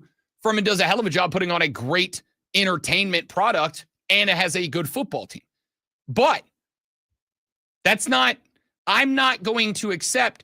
We shouldn't allow students to do what's best for them. We shouldn't allow these adults to do what is best for them because it's going to kill something that I don't watch or pay attention to anyway. No, it's not. Those programs have always been floated by the people who love those programs. Those programs have always been floated by the people who are alumni and boosters and care about those programs. They've never been floated by the average fan.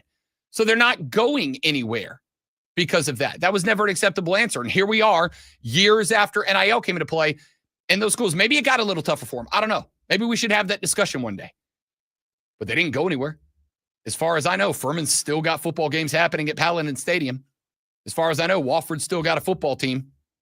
So you see what I'm saying? Like, I don't accept that as an argument.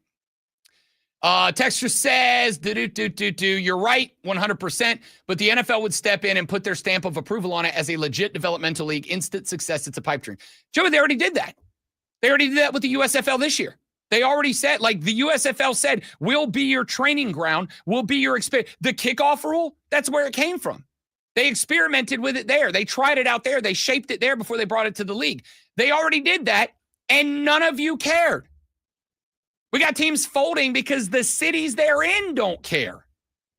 We got Birmingham's won multiple titles. I believe that they're one of the teams that's going to a new city. Like, they've already done that.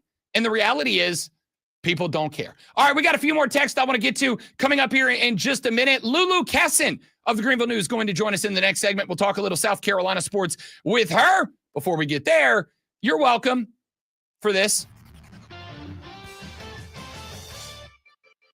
The Atlanta Braves knocked off the D.C. Nationals yesterday, a 9-4 win for Hurston Waldrop, his 5th victory of his rookie year. Atlanta recorded 16 hits with Matt Olson, Ronald Acuna Jr., Haesung Kim, and Marcell Ozuna all reaching successfully multiple times. South Carolina quarterback LaNorris Sellers is officially listed as questionable for this weekend's game against Missouri. Shane Beamer told media yesterday that Sellers has practiced and there is optimism about his availability.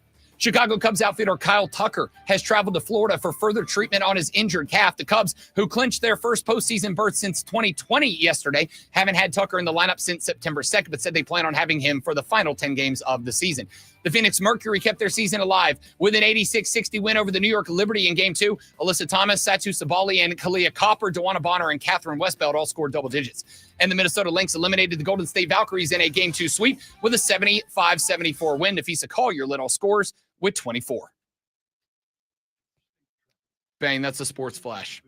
All right, let's see what my loving, adoring, and doting wife said in the chat. It's almost like his wife left for a bachelorette party and he knew he could get away with something so absurd for a few days. I don't think it's all that absurd. We'll see. I told you, it's a test drive. All right. It'll either be gone or you'll accept it by the time you get back. We'll see. It's not even a midlife crisis so much as an identity. That I will acknowledge that the more I've thought about it, the more that's probably true. I've been the same guy for like 10 years. All right. I want to branch out. I want to try new things. Maybe we'll both like it. Maybe I'll find a new guy we both like, or I'll hate it and I can start wearing hockey jerseys again if you want. Love of my life. I can just be hockey jersey guy again. William, I like Kim at shortstop, but the reports are that he is going to opt out at the end of the year, become an unrestricted free agent. And I don't know what the Braves situation is going to be because I don't know what other vets they're going to bring back or not. So I don't know what he's going to get in the market. The reality is he's played well for Atlanta, not great, but well for Atlanta.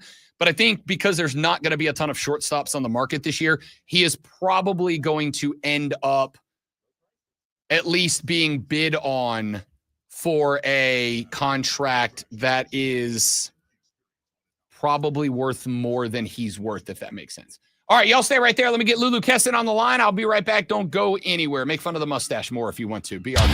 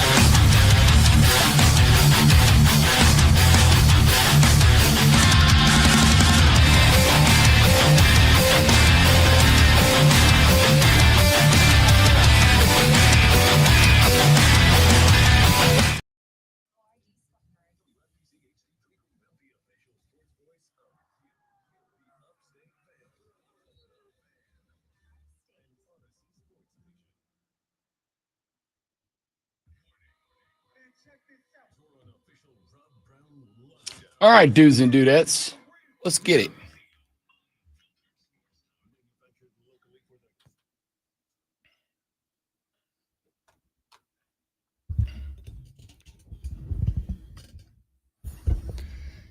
The Rob Brown Show back on your radio. It is the Fan Upstate. Welcome in, ladies and gentlemen, boys and girls, children of all ages. Great to have you this and every morning from 6 until 10 a.m., wherever you may be listening from and however you may be listening. Glad to have you in the Armada this a.m. It is Turn the Page Thursday, but at the same time, it is Turn the Page Thursday. We still got to talk about what happened this past weekend, specifically for this segment, because it is 8 a.m. on a Thursday with a young lady who covers the South Carolina Gamecock Athletic Department for the Greenville News. More than kind and generous and gracious enough to give us a few minutes every week to talk Gamecock athletics. The lovely Lulu Kesson joining us here on the show. Lulu, what's the tone in Columbia, South Carolina this week? Good morning. The tone, people are definitely still mad. People are not happy with how last Saturday played out. And I think a lot of people aren't entirely optimistic knowing that LaNorris was listed as questionable last night on the SEC injury report. So overall, not horrible vibes, but not the best either. So let's talk about that game for just a minute, and then I'd like to shift our attention ahead to the Mizzou game on the road this weekend. My take, and I know that this one's kind of abstract, Lulu Kess, and I try not to do this, and especially try not to throw you in an awkward spot with a question like this, but the team felt like after LaNorris went down against Vanderbilt that it kind of ran out of gas. Like it had the vibe of, and Lonzo said this a few times, you lose your leader, you lose your guy, especially when you have idiots with microphones like me spending the offseason saying, as goes LaNorris, goes the Gamecocks. He goes down. Lonzo said it's almost expected that you have a little bit of a loss of fight or whatever. I, on the other hand, was kind of a little disappointed. I really thought we'd have that old win one for the Gipper mentality and they'd start punching back. I didn't really feel that way. What was your thought on the attitude, performance, execution for South Carolina, both sides of the football, after LaNorris went down with a concussion? I had a pretty similar kind of takeaway. I remember when LaNorris got hurt against LSU last year, it was almost to the exact same point in the game, right before halftime. Robbie Ashford went in, obviously finished the game. I think that the best thing that you can do as a defense when you see a backup quarterback in the game is, give them confidence when, they're not on the field, and give them the best opportunity to sort of work and have, I guess, cushion.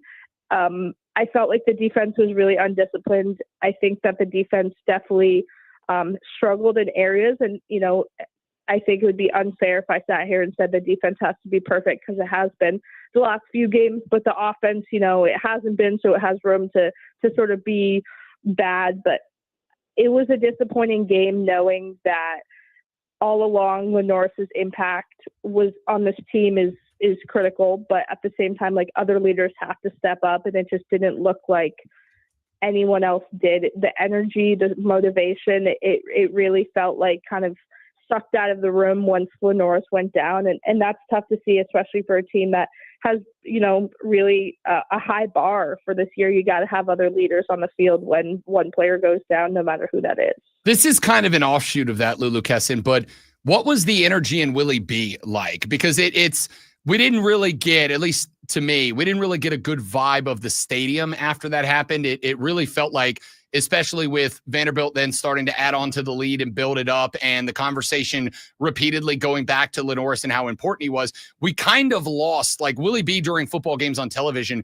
It kind of becomes a part of the game. It kind of becomes an on-screen character to some degree, but that wasn't there. Did the vibe in the stadium as a whole shift as well? That's really just my curiosity. South Carolina fans, to their credit, they don't really leave, even when the lead, isn't there. I was lucky. I had 8 or 9 family members at the game who were pretty close to the field, so I did have like a different perspective on the energy and atmosphere. And our collective understanding, and I agreed with them from my perspective in the press box, like it wasn't after LaNorris went down, but it was the touchdown from Vanderbilt to start the third quarter that's when it sort of felt like the life was getting sucked out of the building. And when you have home field advantage and a stadium that is known to rattle opponents, losing that sort of 12th man to start the third is pretty important in my eyes. And it felt like that more than anything was when South Carolina fans were like, oof, okay, this is getting out of hand, rather than, okay, we're only down 14-7. Yeah, we lost LaNorris, but it's still a 7-point game. Lulu Kesson covers the South Carolina Gamecocks for the Greenville News, kind enough to join us every Thursday at 8 a.m. to talk a little bit about what is going on from that game specifically, like defensively. And I want to start there. Then I want to ask about the run game. Then we'll shift to Mizzou. Defensively, much like teams playing South Carolina know, LaNorris Sellers is the heart and soul. He's not the only player, not even the only talented player, but he is kind of the heart and soul of what that team can do. Diego Pavia probably means more to what Vanderbilt wants to accomplish than LaNorris may mean to what South Carolina wants to accomplish. And yet in the third quarter and the fourth quarter of that game, Lulu, it kind of felt like Diego Pavia was like prime Michael Vick, man. He was just kind of doing whatever he wanted. He was able to get outside and break contain when he ran up between the tackles. And granted, a lot of that has to do with the dude's just one tough S of a B, Lulu Kesson. But I was a little disappointed that it didn't really feel like South Carolina was keyed in on the key to Vanderbilt's offense. Yeah, for sure. And I definitely think that overall, there's missed tackles the entire game. South Carolina really struggled to get Vanderbilt off the field on third down. Like, there were mental lapses, a lack of focus, sort of. That was a huge issue. But especially to your point, like, everything that Pavia did, he was supposed to have to earn.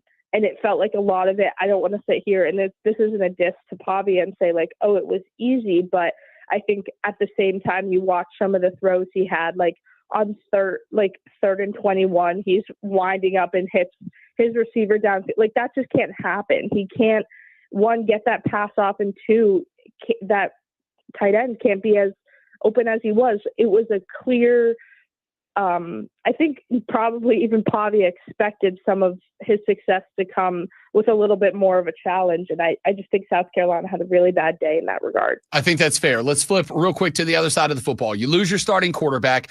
You bring in Luke Doty. I love Luke Doty. He's a commendable guy. Seems like everybody that knows him loves him. At the same time, there's a reason he's a 6-year senior. There's a reason he hasn't transferred anywhere else. Not a guy that you want to necessarily hang the fate of any one individual game on. To me, that felt like a spot. Even if you are playing from behind, that felt there's to be a spot where I would love for the offense to go out, be physical, win the line of scrimmage, run the ball, and that just didn't seem to happen either. Do you feel like there is any sort of a lack of faith in maybe not the ability to develop, but where the run game is today? Or was that just the case of, hey, we're behind, Diego's going off, we know we need to find explosiveness even if we've lost our biggest weapon? I think probably towards the latter. It's so tricky because I definitely feel a lot differently about South Carolina's offense than I did last week. I know that I said a lot, like, I need to see how this Vanderbilt team goes or game goes. And it's tricky because obviously LaNorris got hurt pretty early on, but I did feel like the glimpses I saw with Faison and LaNorris in the first quarter were promising. It's difficult. Obviously, South Carolina isn't going to give away too much of what their plan is, but it was sort of like the playbook doesn't change if Luke Doty is in, and so much of what LaNorris Sellers does is because of who he is. And so it's hard to believe that going forward, if Doty does play on Saturday, that he brings the same amount of, I guess, skills, and I guess like he possesses a uniqueness to the game, or doesn't. It worries me a little bit knowing that even when he was given the opportunity against Vanderbilt to make some pretty easy plays, like underthrown passes or just sort of a lack of execution, was really obvious. Lulu Kesson here on the Rob Brown Show in the Fan Upstate. We look ahead to Mizzou. Obviously, there is no bigger question than LaNorris's availability. I know that Shane Beamer said yesterday LaNorris was, quote, in practice, end quote, but at least I didn't see a lot of further details. Did he full practice? Was this running the passing offense? Was it just out there staying loose? Where is LaNorris? I know they said they were optimistic about his availability on Saturday, though they could not confirm he would be ready. What do we know about the LaNorris Sellers injury situation today? Yeah, well, Shane will never really give details. That's sort of something he's always done. He did say that if LaNorris didn't practice like Tuesday or Wednesday, he's not playing. So there's that, I guess, sort of rule book, no matter who the player is. He said it's been reported it was a concussion. That would, in my eyes, be a week and mean he was not playing against Missouri, but Shane would not confirm or deny if it was. Granted, if it wasn't a concussion, I don't see the harm in saying, no, it's not a concussion. So it's a very tricky situation. I imagine that the way that Missouri handled the quarterback situation in the injury report last year, like I wouldn't be surprised if that played a role where Brady Cook's name was on and off the injury report. And it was sort of this, all right, which quarterback are we going to face type of thing. But not saying Shane's like being petty and playing the long game, but I do think that coaches are definitely legally strategic. I'll say that about putting stars on the injury report and things like that. So it's sort of up in the air. I wouldn't be surprised either way, honestly, which I know isn't the best reporting to give, but it's hard to know. I'm glad you brought that up because I brought up yesterday the situation with Cook last year and the injury report. And though Shane never really directly said he felt like they were kind of playing games with that injury report, we all kind of knew what he was getting at. And so that is something I asked yesterday on the show. Could South Carolina fans be placed in a spot where we don't know because there's a little gamesmanship, earned, deserved, or not, going back and forth? And it sounds to me like maybe. Yeah. And it's interesting that Missouri said, oh, we're, preparing for LaNorris to play. And if Doty does, like, they're really not that much different. Like, I'm not trying to insult Luke Doty, but I would not say that. I would say LaNorris Sellers and Luke Doty are very different. Like, I understand that Luke did well in certain areas, and he definitely did. It was a really difficult kind of thing to walk into, but at the same time, it was an interesting approach that maybe gives me the vibe of, okay, that's just what we're saying publicly, but maybe we're approaching it differently, knowing that if LaNorris doesn't play or does play and we prep for Doty, like there's going to be differences. Without a doubt. Lulu Kesson joining us here on the Rob Brown Show on the Fan Upstate. Got a few more minutes here before we start looking ahead to the weekend. So let's start with the same question I ask you about every game, every week, Lulu Kesson. And that question is, what's the 36,000-foot view? And I know that might be tougher this week to answer than most because LaNorris Sellers is up in the air and his availability and his ability to play changes everything about this game, if we're being honest. But from what we know, from where we are today right now, what's your overall view on the on-the-field matchup between the two teams from the two Columbias? Last week, it was about, okay, offense has to stay on the field and compete. Like, defense has to be a night and day difference. Hardy, their running back, you look at what Nate Noel did against South Carolina's defense last year, and that was a lesser talented running back in a more talented defense. Hardy has, I think, like 452 rushing yards, and South Carolina as a team has 330. He is an absolute dog, and he's going to want to rip through every ounce of South Carolina's defense. And I think that if there is the room, the margin for error, and South Carolina has to just be so much better on defense in my eyes than they were last week. So if, regardless of if LaNorris goes or not, I said to you before the season, Lulu Kesson, if I recall correctly, you agreed that if South Carolina wanted to get in 5-0 through the start of the season was going to be critically important because obviously every one of those five you drop, you've got to pick up another win against a very tough back half of the schedule. How big is this Mizzou game? Whether or not you think it's for postseason, if it's for program confidence, if it's for Shane Beamer, if it's for an individual player, how big is this game for South Carolina in whichever of those departments you feel is the most important? That's a good question. Honestly, I'm sure Shane is sick and tired of losing in Missouri. He's never won in Missouri. I think that's big. When you lose to Vanderbilt for the first time in your career, you kind of got to go on the opposite end and pick up, a historic win if you're going to pick up a historic loss. South Carolina has an incredibly difficult back half of their schedule. If they want to get the train rolling, I think there's no time but now. I would argue that it's not so much obviously the undefeated factor is gone, but I think that South Carolina has to recognize the timing of this game, and it would be a huge win. Missouri's an incredible team this year in my eyes, a team that really wants to make it to the playoffs, and I think that South Carolina has to not only quiet a lot of, I'm not saying like quiet haters matters, but they have a lot of work to do, and I think that if they delay progress one more game, they're in a lot of trouble. Lulu Cassin talking South Carolina Gamecock football with us here on the Rob Brown Show and the Fan Upstate. Last one for you, Lulu, and you know what it's going to be. Prediction time. What do you got? What are we looking for? I think that Missouri wins by 2 touchdowns. Ooh. I just think that I know. I think South Carolina plays better, but the Tigers look incredibly, incredibly good, and it's a night game in their own backyard, and Rocket Sanders left a really bad taste in their mouth last year, and I imagine that will play a factor too. So let me ask you this, just out of my own curiosity. I have talked a few times that when you are a guy like Shane Beamer, where you're loud, you're fun, you're over the top, whatever. I'm not saying I know this because also me. You tend to, in this world, develop some people who are just, they find you abrasive. Has this game, kind of like Kentucky did for a couple of years there with Mark Stoops because of the locker room dancing and funny sunglasses line, is this game kind of shaping up to turn into a little bit of a rivalry here?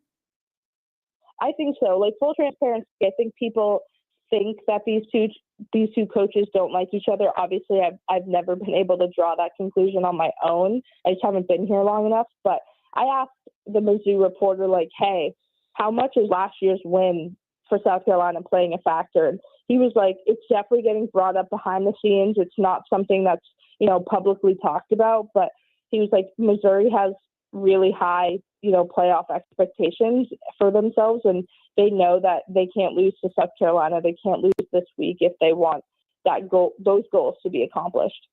Lulu Cassin from the Greenville News covers the South Carolina Gamecocks, generous enough to give us a few minutes every Thursday morning to check in. Lulu, you're amazing. You're very good at your job, and we appreciate it. You're the best. Thank you. Thank you. Have a great weekend. This is always great. I appreciate the kind words. Of course. You are the best. Thank you very much. The lovely Lulu Cassin here on the Rob Brown Show and the Fan Upstate. We run to a break. When we come back here in just a moment from now, South Carolina fans, your response, your thoughts on that interview, your thoughts on what this game means. We did a lot of Clemson yesterday. We do a lot of South Carolina today. I do have a couple of Panther stories we're going to get to. And at about 20 minutes from right now, we are going to, no, I lied to you. Today is Thursday, not Friday. Rashad Beard's tomorrow on the show. I forget how days work. Okay, so we're going to talk some Carolina Panthers coming up a little bit later. Those Dave Canales comments on Xavier Legette, I would like to get to those. There's a couple of other interesting, I'm a numbers guy, couple of interesting numbers about the Panthers offense that I think could mean that good things are in store down the line. We'll address those. We'll analyze those and more. Stick around. Don't go anywhere. I am Rob Brown. The Rob Brown Show is on your radio. Ladies and gentlemen, it's great to have you. It's the Fan Upstate.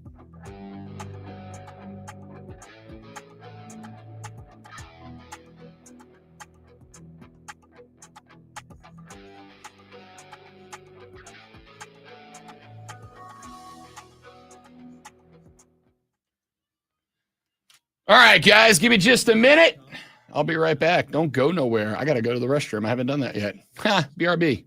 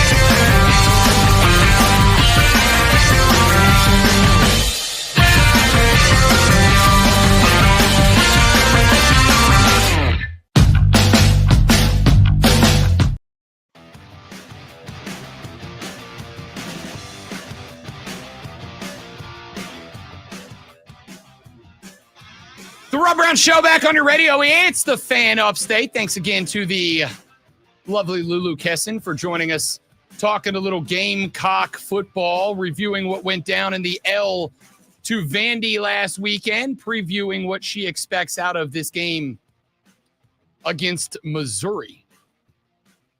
It is interesting how fast narratives can change. It is interesting how fast attitudes can shift.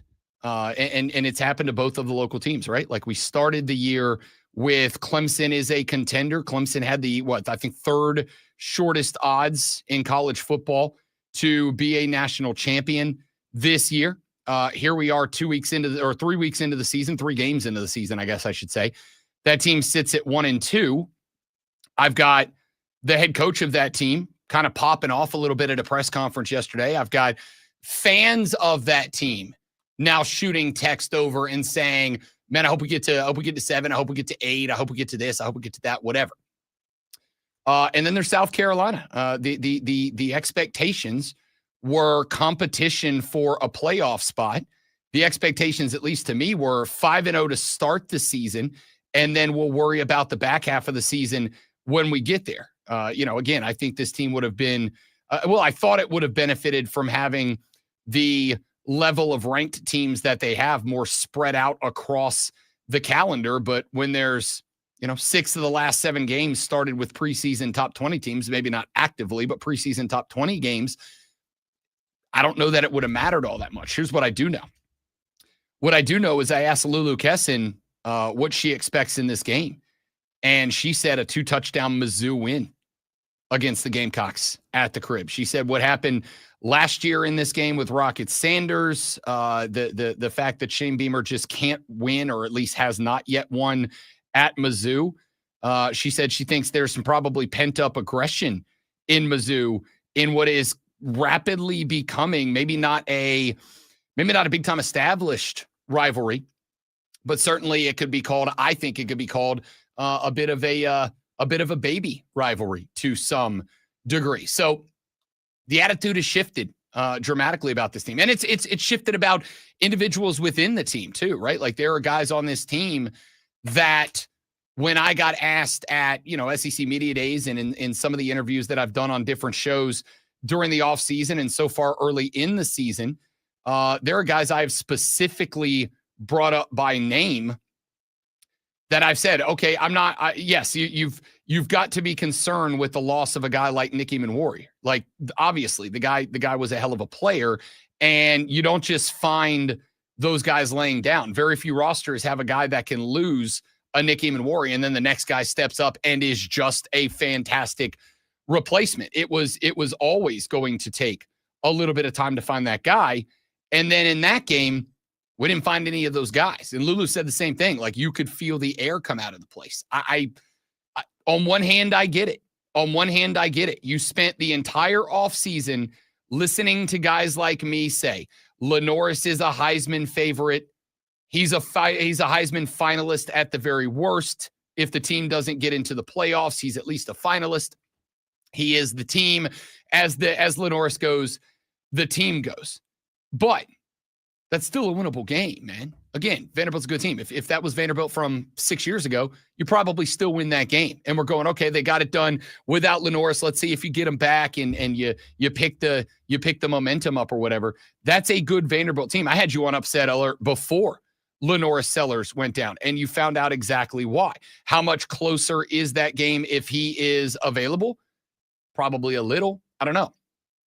But the attitude has shifted about some of the players. The attitude shifted about coaches. Again, like I was not over the moon about, but I also didn't despise the hiring of Mike Shula as the OC, right? It was kind of one of those, all right, like a little bit of success at Carolina, but he had Cam Newton when Cam Newton was young and at his best in his prime, and there wasn't a lot of tape on the guy. He had some success, but once Cam was in the league a couple of years and you had some tape and were able to start finding out the preferences of Cam Newton, then the success kind of got away. Very little to no success in college football. But at the same time, I said, I think his offense, theoretically, his offense should be able to fit what it is that the offense needs to be behind LaNorris Sellers. But here we are multiple weeks in. And again, obviously it's a different conversation now with LaNorris having the injury that he's having to battle through.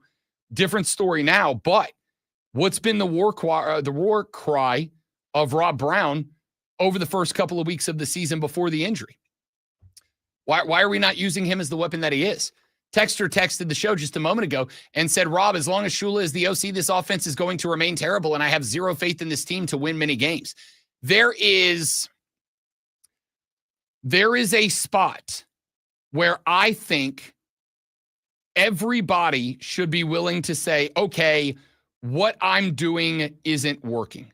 What I'm doing ain't it.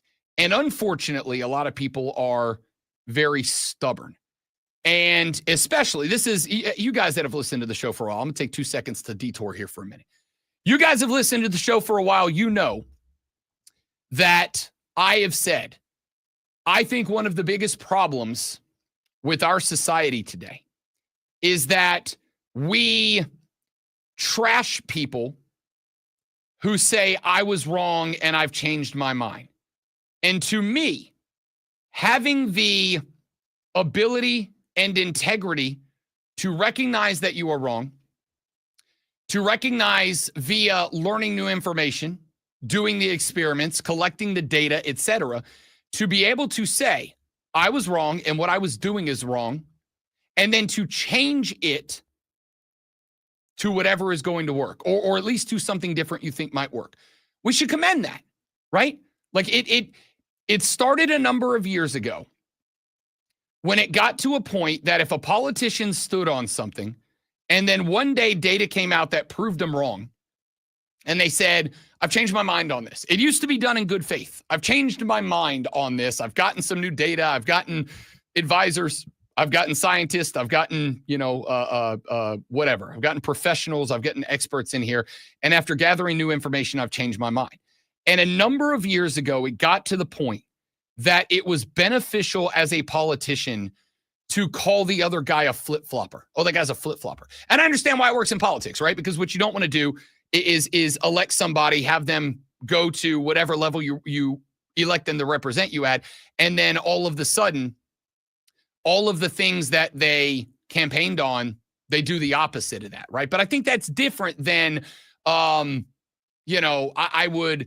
would vote for this because because of global warming, and then they actually sit down and talk to some scientists, and then they come out and they go, actually, turns out maybe I was just a little bit wrong. Maybe I was just a little bit incorrect.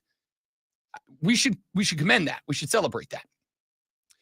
The problem, the spot that I have right now is we are X amount of weeks into this season. The offense that the South Carolina Gamecocks are running right now isn't working. I pointed out to Lonzo on Monday when he said, it's LaNorris went down, but you're beating up on this team. It's not as bad as you're making it out to be. This team was South Carolina State with a Virginia Tech program that since then lost to Old Dominion. Shout out to the Monarchs. Lost to Old Dominion and played the Vanderbilt Commodore defense. Like, Vanderbilt's a good team, but it's not because they got a great defense. Those are the games that you've played, and you have managed 4 offensive touchdowns so far. Is that good enough? When I've got teams like Florida State that put up 9 in one game, is that good enough? Alabama's put up 7 in a game. Is that good enough? And don't say, well, we don't want to compare ourselves to other programs. Yeah, you do. Yeah, you do. The only way to know where you are, what anything is comparison. So when I look at other teams that are getting a lot of benefit of the doubt, yeah, I want to compare. And you don't right now. And the call for me has been, why are you not utilizing LaNorris Sellers as the weapon that he is? Why are you not coming up with designed runs for LaNorris Sellers? Why are you not sending an extra blocker to get him on the edge, get him on the run, get him outside the pocket where he can still throw the ball on the run, but he is now a weapon that must be accounted for? Why are we, after 3 weeks, and this is what, again, remember, the play he got injured in the Vanderbilt game happened, why? Because you had a 5-man protection up front and you dropped LaNorris in the pocket, and it was very clearly a play that it was designed for him to stay in the pocket, and he ended up taking a shot. Why are we not utilizing the legs? Why are we not utilizing the capability to get outside the pocket, to break contain? Why are we not occasionally running some draws, some end arounds? Why is that not part of this offense? And why is it not part of this offense after 3 games when you've scored 4 offensive touchdowns? If LaNorris Sellers plays, I will say this. If I don't see a handful, and I'm not going to set a number because I don't know what the number is, but if I don't see at least a handful of moments where there is clearly something that is designed to be executed by LaNorris Sellers, if he's available, in order to take advantage of the complete set of weapons that he offers your offense, if I see another game, especially as important as this game is, where South Carolina tries to turn LaNorris Sellers into a pocket passer quarterback, I will at that point go ahead and say, all right, you can write off the playoffs for the season. Now this is a season where you're playing for the brand. Now this is a season where you are playing to make everybody go into next season go, all right, LaNorris is gone, but the team's young, that team's exciting, they're fresh, they're up-tempo, they're upbeat, they're just entertaining, right? Because at that point, if you're not going to use LaNorris Sellers for what he is, and I do not believe that you are right now. In fact, I'm going to go today. I'll watch that game back and see. I don't recall, but like 2 or 3 design runs for him in that game. If you're not going to use him for the weapons that made him a guy that was a very popular Heisman Trophy bet at the beginning of the year, if you're not going to use him that way, what am I going to be excited about? That was the excitement. What am I going to be excited about now? Take a break. Back after this. The Rob Brown Show's on your radio. It's the Fan Upstate. All right, guys, I'm going to use the restroom very quickly. Y'all stay right there. I promise I will come right back. Don't go anywhere.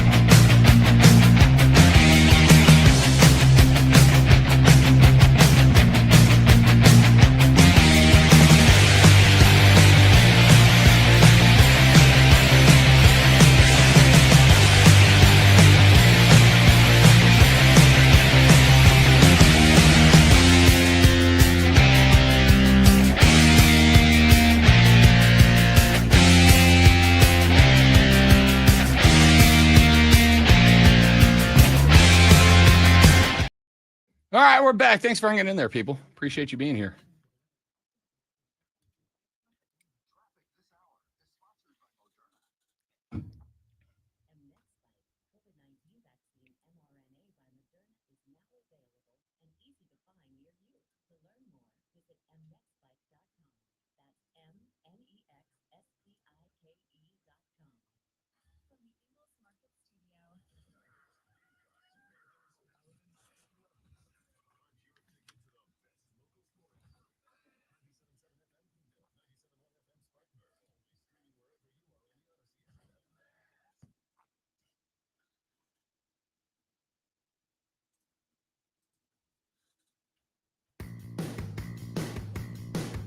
The Rob Brown Show back on your radio, the Fan Upstate. Let's talk NFL. Let's talk Carolina Panthers here for just uno momento, if you don't mind. Dave Canales was asked yesterday about Xavier Legette. You will recall, if you are a regular listener of this show, that after week one, I said I was not out on, but I had serious question marks about Xavier Legette. Now, I love the dude. I really do. He's entertaining. He has probably made me laugh and gotten more sound bites played on this radio show than any other NFL player since I've gotten here. At the same time, you're a football player. You have a job to do. I would like to, actually, I can't play you a soundbite because it's on my other computer, which I didn't bring it over. I will play it later on in the show. But I found a soundbite from Captain Munnerlyn, who obviously has deep roots in this area and was a Carolina Panther, where he said, I have like a little brother, big brother relationship with Xavier Legette, but at the same time, like, you're not helping your football team right now. And that is very accurate. We had week one where Xavier Legette had a couple of drops, A, and B, the one moment that kind of jumped off the page at me, I talked about it that Monday, not this past Monday, but the Monday before, after the week one game, where it was very obvious that Xavier Legette's positioning on the football field is not great. It was the absolute dime that Bryce Young dropped to Xavier Legette that he could have toe tapped, could have gotten a second foot down. And you know, there are times and places where I say to fans, maybe relax. Like, you are mad that a guy didn't do something that was absolutely superhuman. That's not one of them. Like, there was time, there was space, it was there, and it was available. There have been spots where I don't know if it was the designed route that he ran, that it just clearly was not complimentary. And if that's the case, then yes, we have questions about Dave Canales and Brad Idzik. But it looked to me like, even if it was the designed play, even if that was the play that was called, there are spots where you have to recognize, you have to understand that I've got to adapt this route. And I've got to trust that my quarterback, who this is his bread and butter, it's recognition, it's acknowledgement, and its ability to improvise with the throw as much as the legs. I've got to trust that he sees what I see. And so I'm going to break this route off, or I'm going to carry it past its point, or whatever I need to do in response to whatever the defense is doing. And I don't see that. I see Xavier Legette regularly running into guys who are in zone. It's like he's running to the man in the middle of the zone in a spot where there was one from the Jacksonville game in week one. There was one where Legette was running down the right field side, and there was clearly a deep quarters, which is when you have 4 DBs back, right? Like, each DB, you have your 2 corners on the outside, or 2 safeties in the middle, and they're all responsible for 25% of the field. There was a spot where, in that position, especially with another interior route that is running to the out, Xavier Legette needs to cut that to the inside and run up the seam. Because what you're attempting to do there is either drag the cornerback with you away from the sideline, so the crossing pattern can fill in and have a sideline throw for BY, or so that the cornerback runs with the crossing route, the safety is over to your inside, has to slide over to take you, and then you can drift over to the sideline and become the sideline throw. And what I saw instead was Xavier Legette just run into the chest of the corner. And it basically not only prevented him from running a route that in any way, shape, or form would it be advantageous to whatever play they were trying to run, but it also made the cornerback's job easier because now he's got XL locked up and the crossing route is running to him. And as there is nobody coming up over the top, the safety on the middle quarter was able to slide over to that sideline. You took away the opportunity for either the out route because the cornerback was inside of XL, or XL to get up over the top because by running into the cornerback and having no deep threat, the safety was able to step up, flow down to wherever the ball was going to go on that side. It removed that entire half of the play. And now BY's like, oh, there's nothing over there. I only have the other side of the football field to work with. That can't be it. Now, we did get news yesterday from Joe Person that Dave Canales said Xavier Legette had some hamstring soreness kind of pop up. His words, not mine, after individual drills. So the Panthers shut him down. The question that I have, because if you heard the quote from Dave Canales, I won't read it again because we're up on the break and it's very long. Suffice to say, Dave Canales said, I'm absolutely not giving up on Xavier Legette. I'm trying my best to encourage him, motivate him, let him know we got him. Like, let him find himself, let him be comfortable, let him continue to get better. And then we got this news. I don't want to go conspiracy theory on this, but I kind of feel like I'm obligated to. I don't want to go conspiracy theory, but I am going to say, this feels to me very try out for the next guy up, E. This feels very, let's get Jimmy Horn Jr. out there. Let's give Bryson a couple more opportunities. This feels very much like they were trying to give somebody else an opportunity to see if they could fill into that spot, if they could be that guy. I am not accusing them of lying to us about why they're shutting down Xavier Legette. I'm just telling you what the gut reaction I had was. It felt to me like, what an opportunity here at a point in time where the guy is not only struggling on the field, but the way that Dave Canales talked about encouragement and growth and, you know, being there and supporting and all that. It sounds to me like not only is he playing or is he not playing good football, it also sounds to me like maybe he is struggling with it a little bit. And maybe this is Dave Canales hoping to get out of Xavier Legette what he got out of Bryce Young after the benching last year, right? Like maybe this is the time for him to go sit, to go decompress, no pressure on you, go take your time, get your head right, and then come back with a clear head. The pressure of the offseason is gone. The pressure of the early season is gone. Go get your head right, and when it is time, we will bring you back into the fold and hope that you get a similar response to the benching out of him that you got out of Bryce Young last year when he came back and looked like a totally different dude. At least I hope so, because I like the guy. I want him to stick around, if for no other reason than I am indeed #team content. And no Carolina Panther player has given me this much content since Cam Newton, and maybe even more so than that.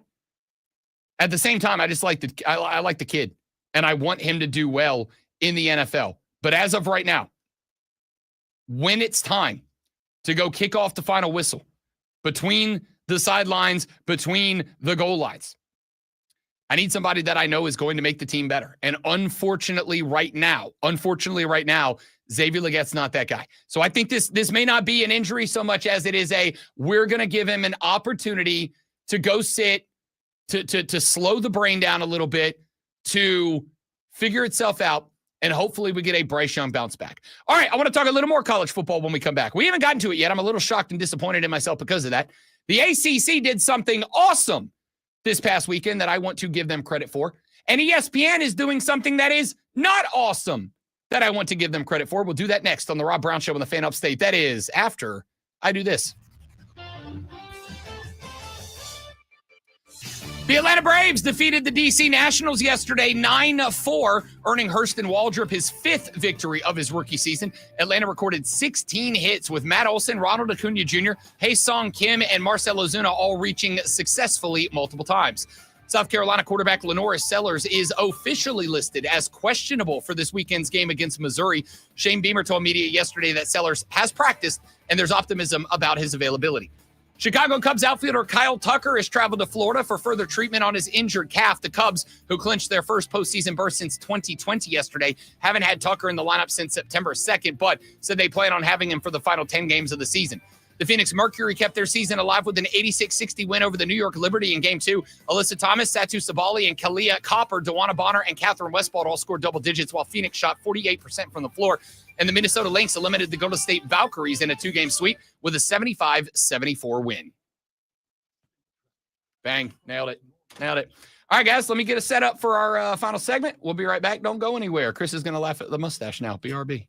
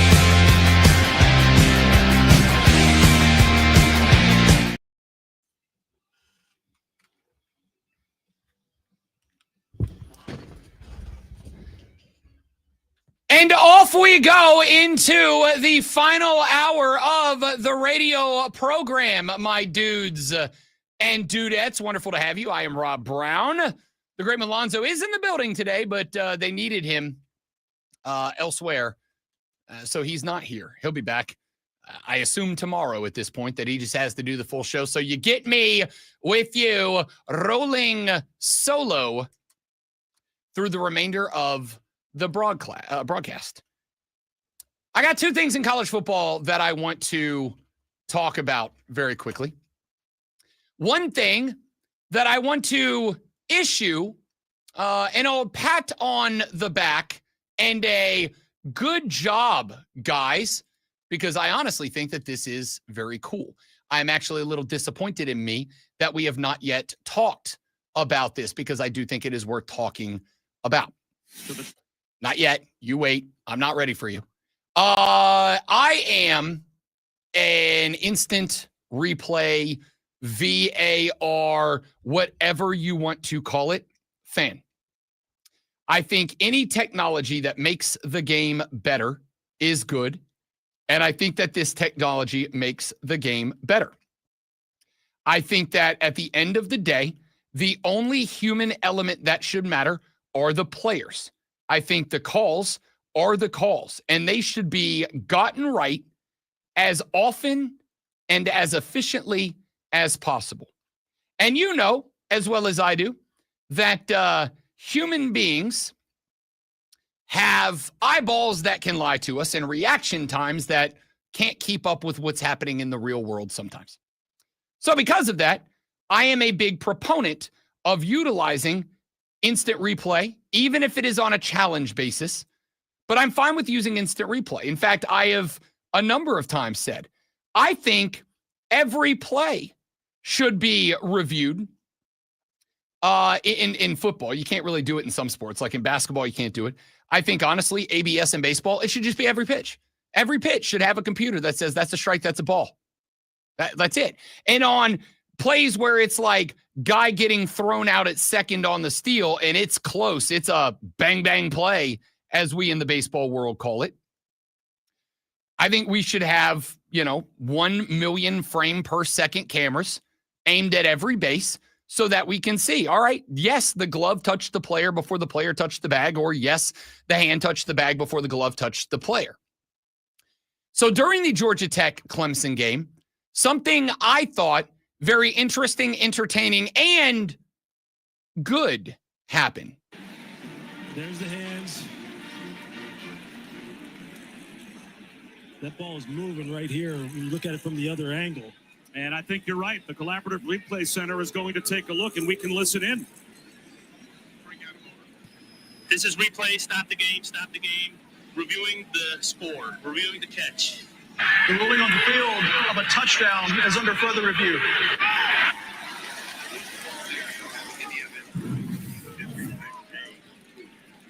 Yeah, we were looking at replay. I mean, he has it through the ground, so I'm not worried about that. No, it's this action that he's fiddling with the ball. I'm looking at program A. Hey, Todd. B. Yes, hey, Adam. This is Adam. The ruling on the field is a touchdown. Yeah, I'm gonna show you two shots. I'm gonna show you the handheld. This is the handheld right here, and you can see he's got a body part down, but his ball is pinned against his lower leg right there with the tops of his hands. Keep going. And then he's out there, right?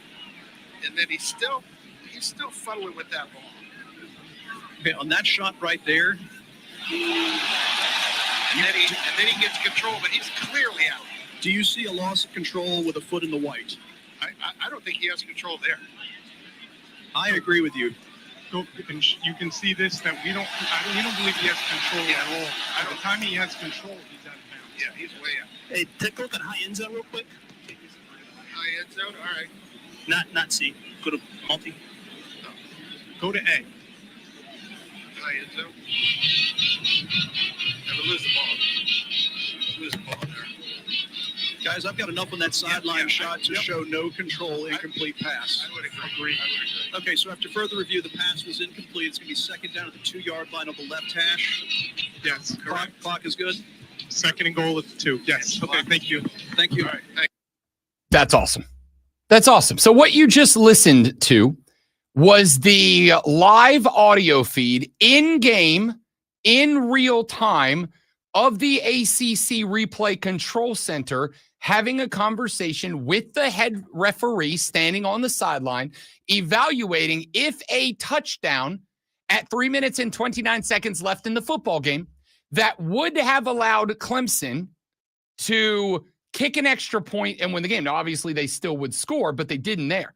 And if Georgia Tech would have been able to come up with a stop and on that drive, they win the football game at that point. Well, close. Clemson did have all 3 timeouts left, if I recall correctly. But it obviously would have allowed Georgia Tech to probably force Clemson to burn their timeouts and either to go down and win the game or at least to burn up some clock, flip the field. And if Clemson was going to go on a game-winning drive, they would have to go on that game-winning drive from or game-tying drive from the other side of the football field. I think that's awesome. I think that's fantastic. I think it's great because all of the people, of which the great one Lonzo is one, that have asked the question over and over, Rob, you got all this trust in instant replay to get it right, but how do we know that they do? How do we know what they are seeing, what they are hearing, what they are talking about, the discussion to arrive at the conclusion that they arrive at? What happens if there's a guy in the box who maybe has a favorite outcome of this? What happened? How do we know that this isn't the case? Now you know. Because it wasn't just that you got to listen to the in-game real-time conversation between the replay command center and the head referee who was under the hood on the sideline. They also, as you were listening to it, if you did not watch this game, they also showed you on the TV screen the camera angles that they were looking at. You heard them talking about go to A, go to high end zone, go to multi-view, go to this, go to that. And they're showing you this on the screen. And what I now know is that on a disputed out-of-bounds catch in the end zone, they showed me that there are at least 12 cameras that were pointing at that. At least 12. Because they backed you out when they said go to multi-view. They backed you out to show you every available camera angle, and there were 4 rows, 3 columns of cameras all ready to roll with that replay. I thought that was spectacular. I thought that was fantastic. I applaud the ACC for doing it, and I petition the SEC, the Big 10, the Big 12, and every other conference at every level of football that utilizes replay and has the resources to make this happen, Because here's what you got. What you got was a situation where if we did not get that audio, the pass went to the back of the end zone. The pass was juggled around in the back of the end zone. And as the receiver came down with the football, it was ruled a touchdown.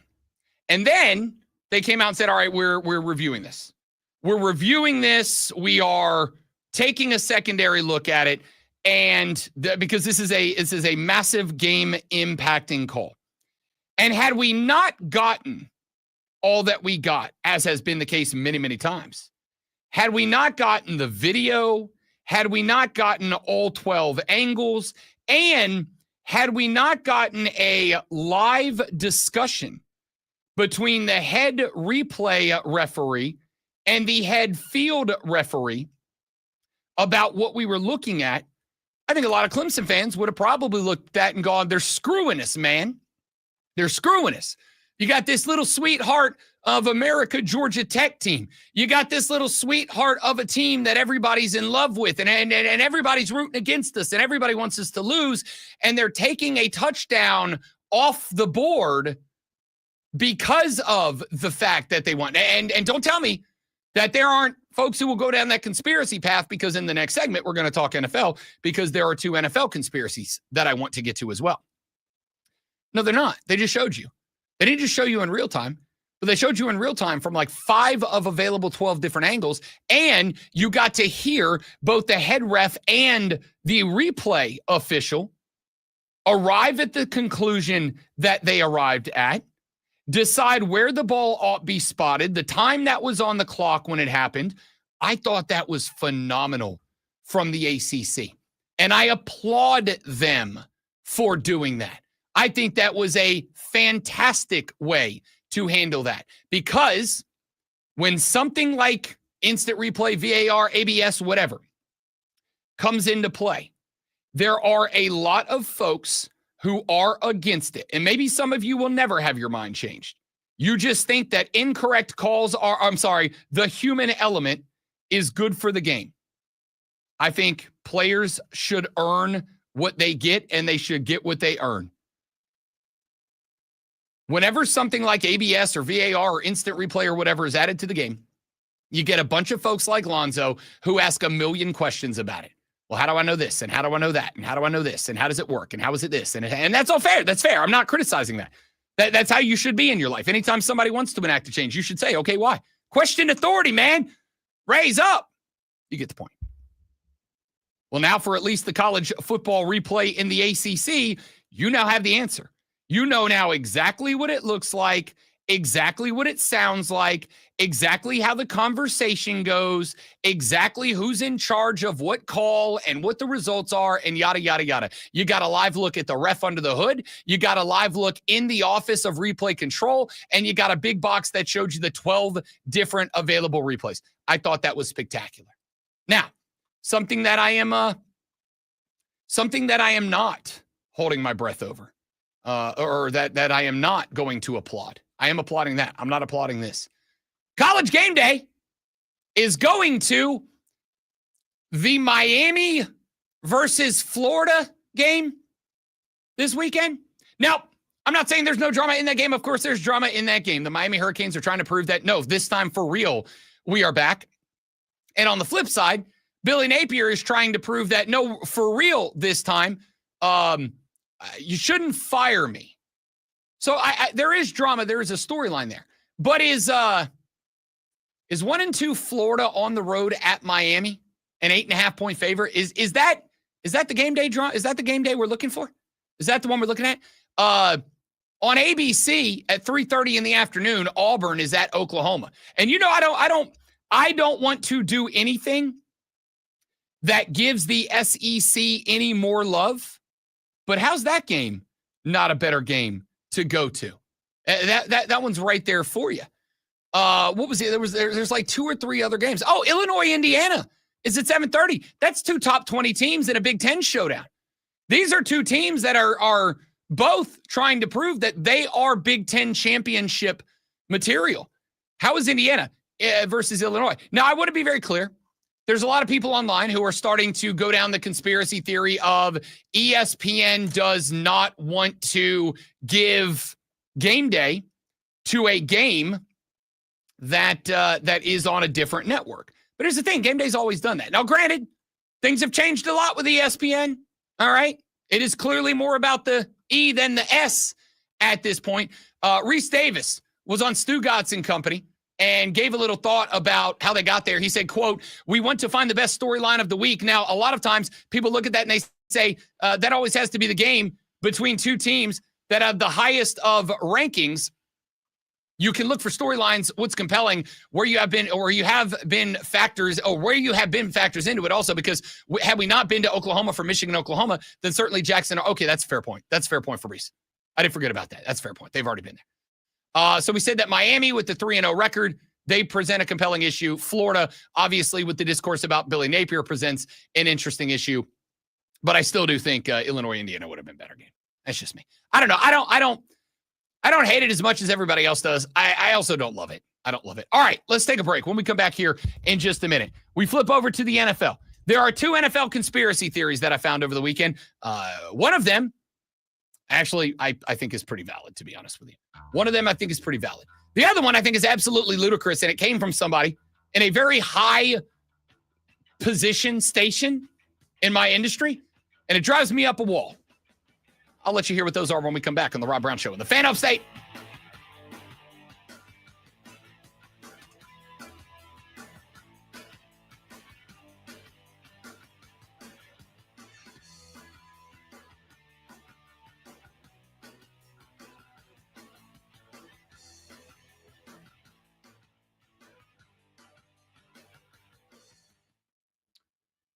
All right, guys, I will be right back setting up this next segment, and I'll return. Okay.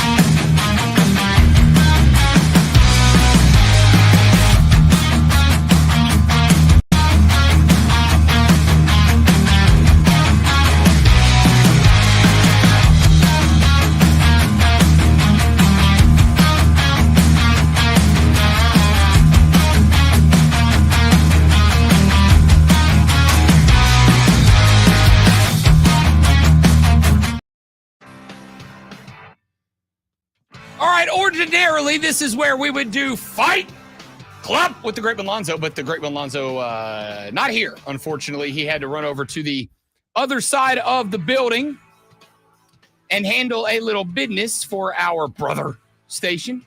We will get Lonzo back, fingers crossed, tomorrow on the radio program. And we'll do Fight Club tomorrow because we do have a pretty big premium live event coming up with WrestlePalooza. What a name. What a name. Just creative as it gets. All right.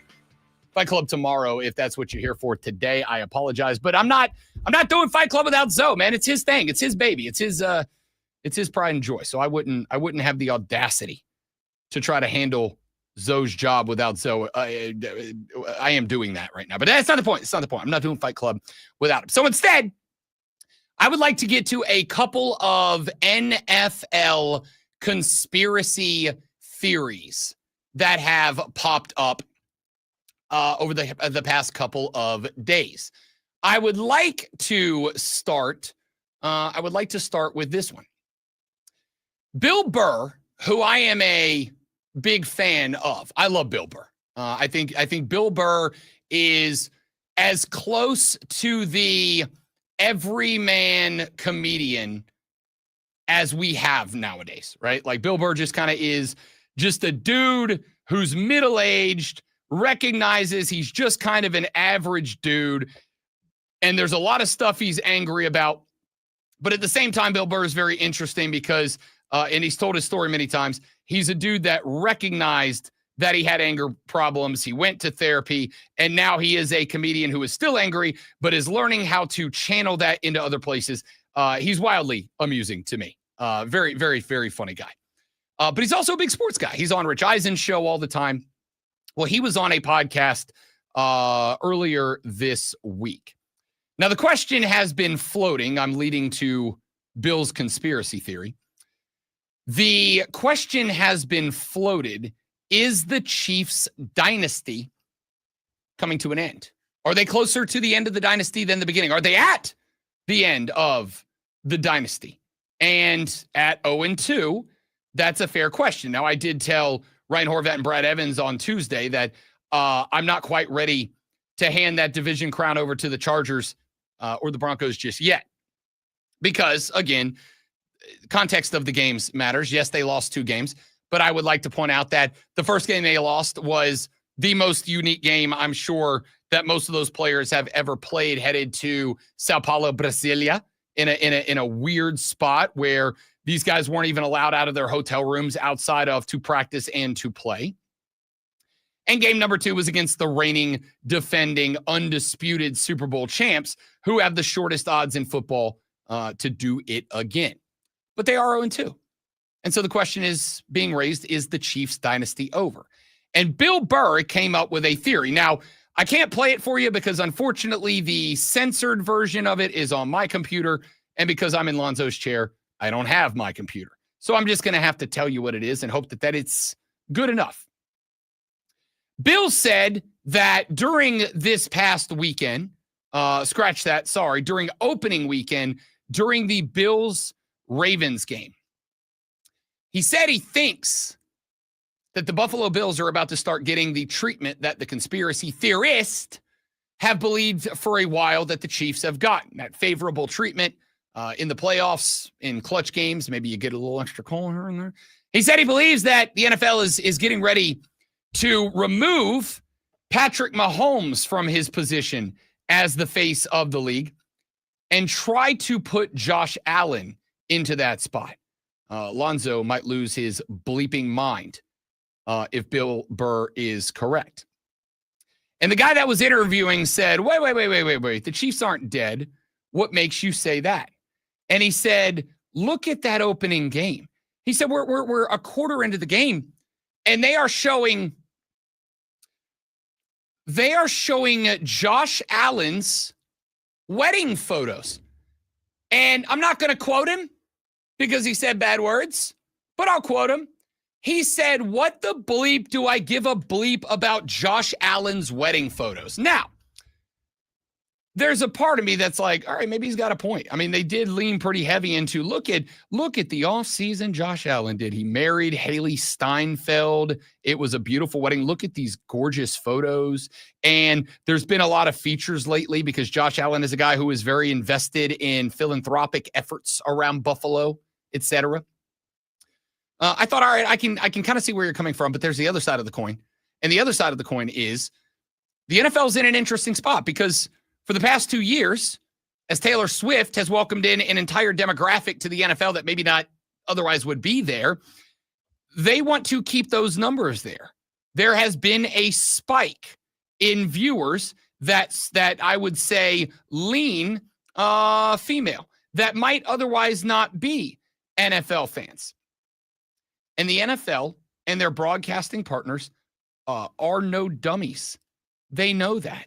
So if those ladies that came over with Taylor Swift when she started dating old Travis Kelce, if those ladies are starting to tune into other games, you got to give them a little red meat to keep them around. And before you start with why would you not just have good football games with good production quality for those of us that actually love football? The answer is because you're not going anywhere. You're not going anywhere. If Taylor Swift gets shown 4 times as often during football games as she does, you're still not going to go anywhere. However, if people who started tuning into these games because Taylor Swift gets shown 4 times a game, 5 times a game, 10 times a game, and they go, oh, if Taylor Swift likes football, I like football. If they're there, they will go somewhere. If they're like, there is no point in watching any game in which Travis Kelce isn't playing, when you've got the opportunity to at least try to hook them on other people around the league. And Josh Allen married a very famous actress, Haley Steinfeld. If you get the opportunity for them to go, oh, you know that, like, I love Taylor and I'm here for Taylor, but that guy just married Haley Steinfeld and I love Haley Steinfeld. You're showing her wedding photos as much as you're showing Josh Allen's, right? Like you're showing her wedding photos as much as you are showing Josh Allen's wedding photos. It's a reality. I said this a few minutes ago about ESPN that, you know, Rob Brown's having his, some people have called it midlife. Some people have called it identity crisis. I acknowledge that I am in the middle of some sort of crisis right now. I now wear a necklace with a pendant on it. All right. For those of you that haven't checked in on the live stream yet, I haven't said it on the air because I wasn't going to make a big deal out of it, but I just backed myself into a corner where I have to. Not only did I shave and go clean shaven yesterday, I actually didn't go clean shaven. I'm test driving a mustache for the week. I've never had just a mustache. I've never tried it before, but I figured, all right, I'm closer to 200 than 260. I'm not as big of a fat guy. I've gotten down to where I now have like 1.5 chins and not 2 or 3. Let me test drive a mustache. The wife's not home until next Friday. Let me test drive a mustache and see if it's maybe something that I like. You know, I'm the type of dude that says I'm bored and I want to change something, but I don't really like have the stones or money to change anything really significant. So instead I do something dumb like shave my face and leave a mustache. It's a crisis. I get it. One of the things that has triggered this, I think, is that even though we know, and we've been talking about it on this show for a number of years now, ESPN is about the E, not the S now, right? Like ESPN's about the E, not the S. Most outlets are about the E, not the S now. Mike just checked in. He said, Rob, you need the beard, man. Yeah, that's what the wife says too, Michael. That's what the wife says too. Not alone. Not alone. Tiger Truther just popped up and said, oh my gosh. Yeah, no, I know. I like that. I said, I'm trying out a mustache now. And it's like the stream is suddenly going to pop off with people coming to either make fun or like 3 of you compliment it so far. My brother said, it's not so much about the mustache. It's about how you carry it. You know, he's like, if you carry it with confidence, like this belongs and I belong, you can get away with it. But if you're timid and shy about it, it's not going to work. I haven't decided yet. Like, I feel pretty good about it. I shaved the cheeks. I shaved the chin. I shaved the neck down yesterday. And I left the stash because I was going to send a funny picture to my wife and be like, hey, wink, wink. I look like a young Burt Reynolds now, don't I? I look like a young Burt Reynolds. And then when I was about ready to send her the joke pic of the stash attached. I was like, I kind of don't hate it. I kind of don't hate it as much as I thought I was going to hate it. Let's give this thing a go. So I'm test driving it this week. She doesn't come back till Tuesday for one night. Then she's gone again till Friday. I'm test driving. If we all hate it, I'll grow the stubble back out. I'll grow the beard back out. But for now, I'm giving it a ride. All right, blah, blah, blah. Point is, I realize the E is more important than the S in ESPN. As I'm watching guys like, you know who you know him personally. Not only get paid $30 million a year to do his screaming, yelling crap, but to do it. And now they are like firing every person on every one of his shows. He just has his own show on every number. My friend Cody Decker got fired from SiriusXM so that guy could have another show by himself. I don't get it. I don't get it. So I get where Bill's coming from, but the recognition, if you want to continue to successfully enjoy sports, the recognition is that sports are for sports fans when the ball is in play. Sports are for non-sports fans at all other times. I am getting push alerts on my phone now about player fits. I am getting push alerts on my phone. Tap here to see what Travis Kelce wore to the Chiefs game today. Nah, I'm good. I'm good, dog. I'm all right. I don't need it. Tap here to see Stephon Diggs fit. Is he right? I'm good, bro. I don't need it. But there are a lot of people who do and want that and like that and consider that like part of the football experience. Guys like me and Bill Burr, we're going to watch Bills Ravens. It doesn't matter if they do a gosh darn fashion show during the game. We're still going to watch. We might complain about all the other stuff on TV that's not football.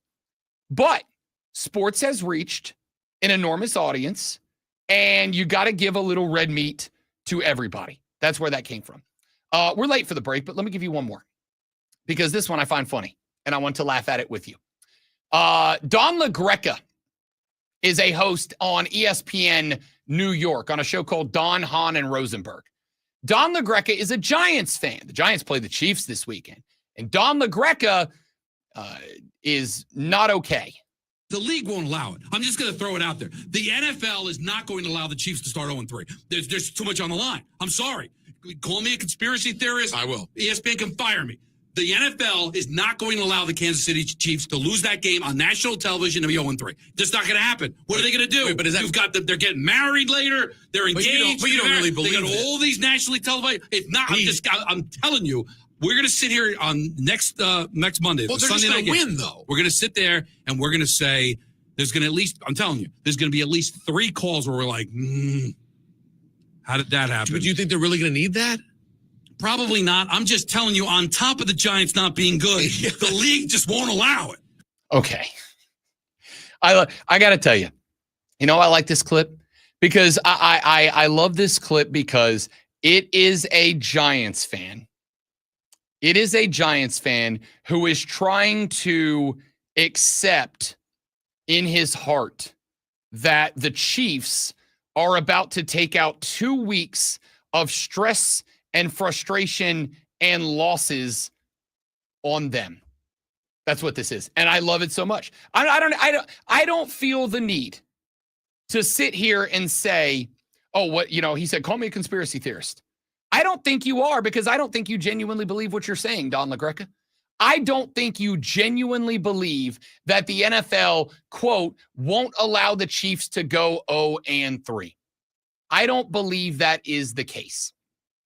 I think that you just know you're about to get waxed and you're looking for room.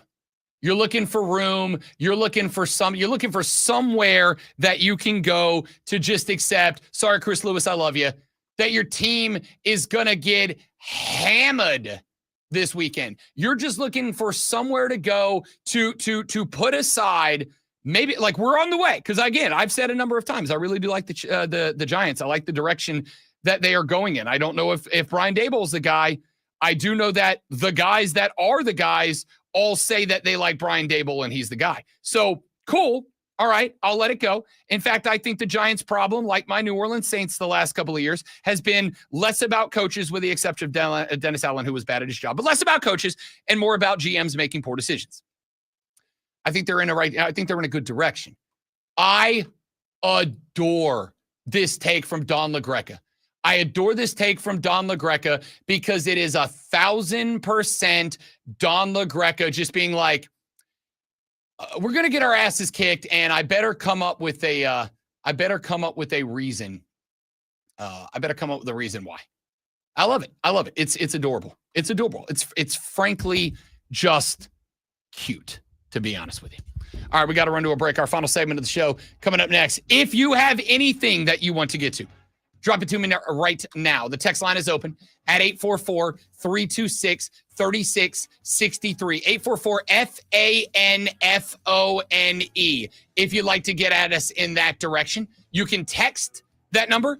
You can also call that number. Jump on the air. I'll have a couple of moments for phone calls. I'll have a couple of numbers for text. Whatever you want to get to, this is your opportunity. 844-326-3663. You're in charge when we come back on the Rob Brown Show in the Fan Upstate. Same for you guys. You got anything you want me to get to in the final segment? Drop it in the chat. I'll be right back. Don't go anywhere.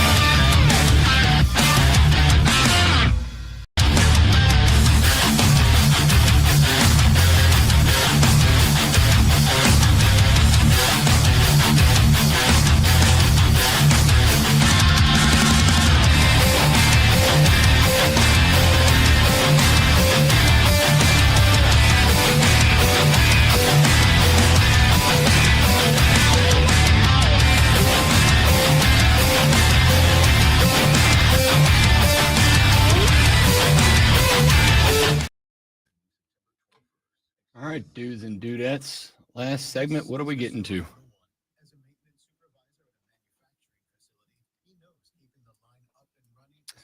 Thanks, Tiger Truther. Part of the reason I decided to keep it. I mean, I guess I'll take that as a compliment. That's a compliment, right? Yeah, I'm going to say that's a compliment.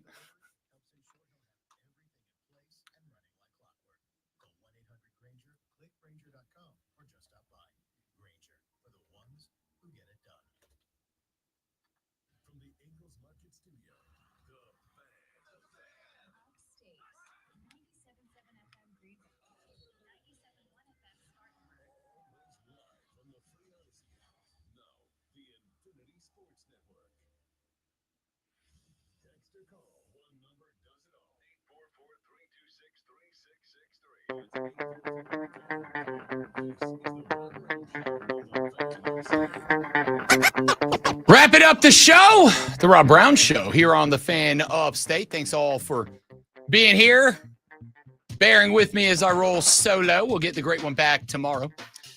Texter on the Hub City Spartanburger text line 844-326-3663 said, have you heard any news on the Connor Shaw situation? If you've not heard that news yet, very sad story. He is not, we got an update 53 minutes ago from the Greenville News.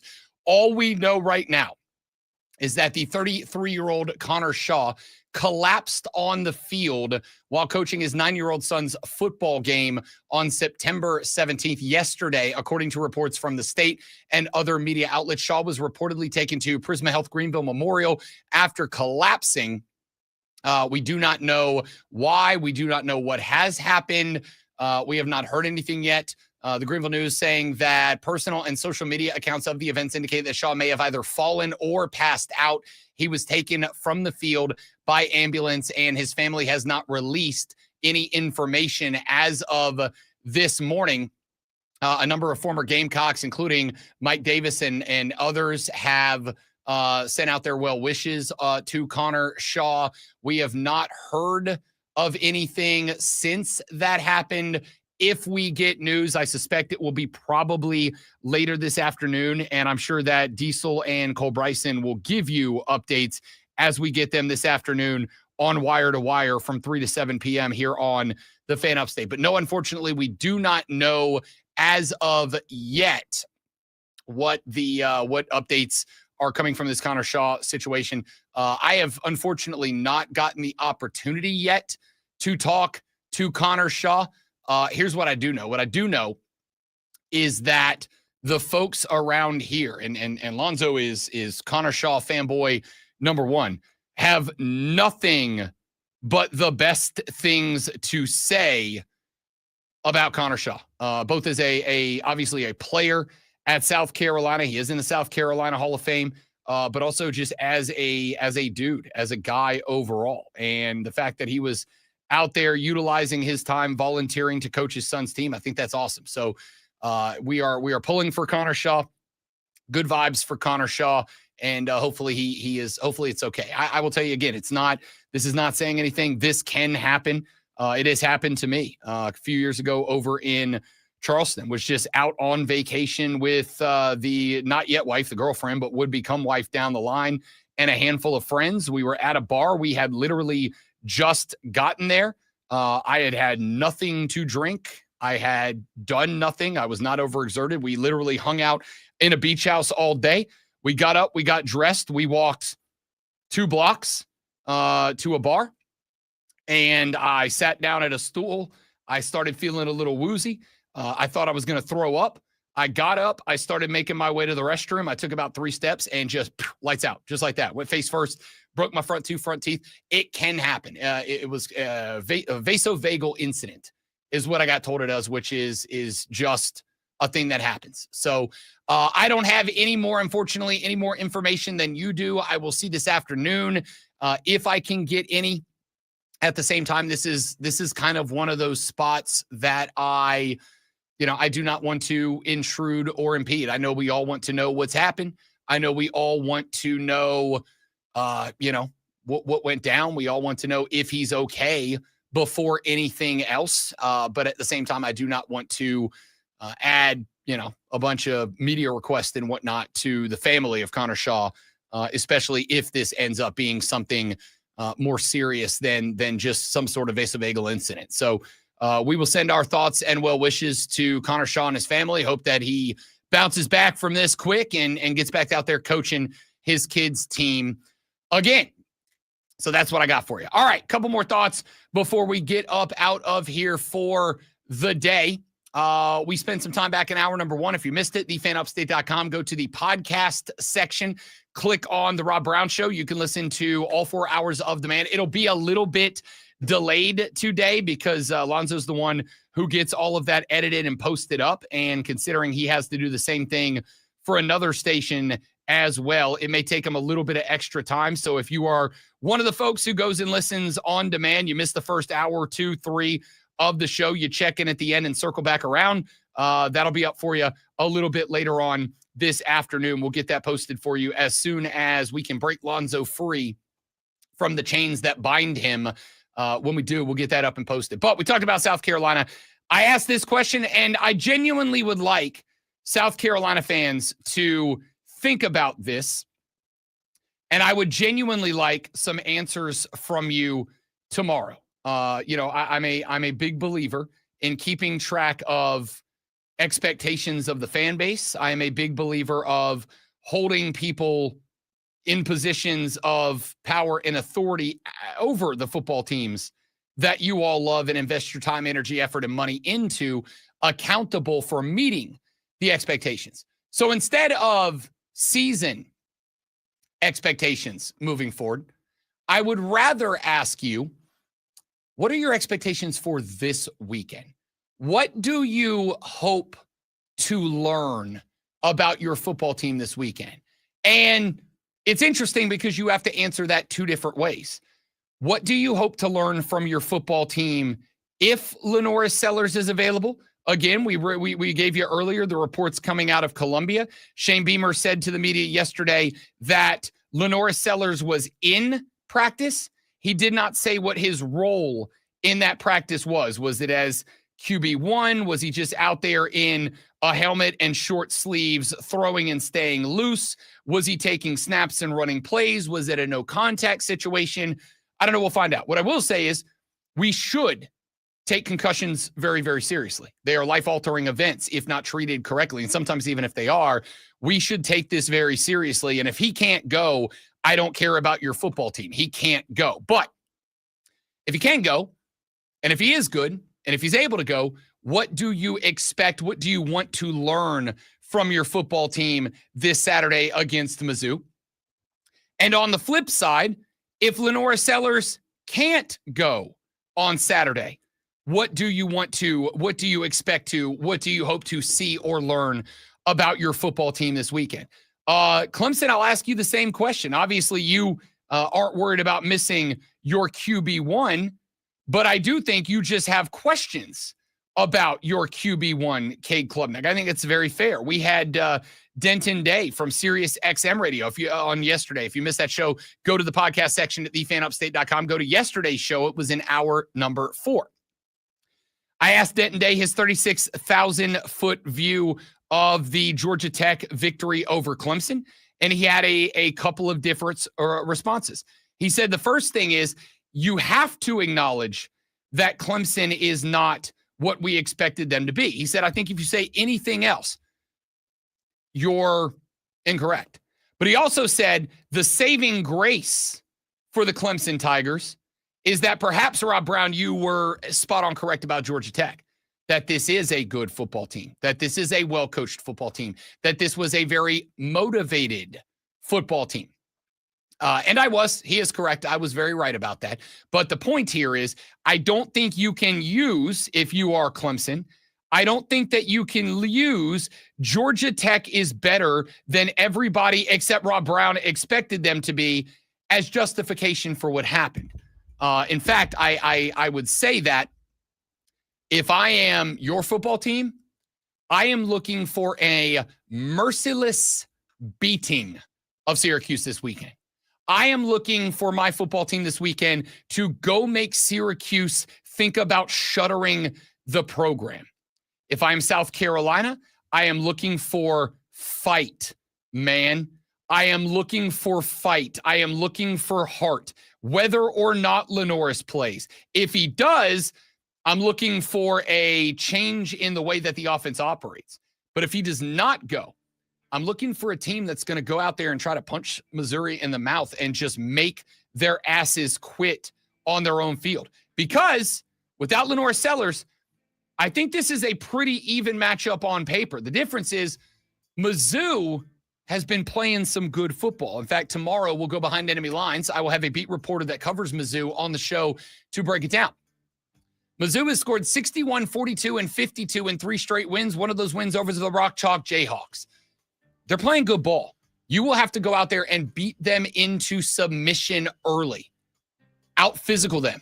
And if you don't do that, we got bigger problems. All right, thanks for being here. Thanks for listening. Hope you enjoyed the show. Lonzo will be back tomorrow. I'll be back tomorrow. We'll be back tomorrow for the final episode of the week, a full weekend preview and breakdown on tomorrow's edition of The Rob Brown Show and the Fan Upstate. Later.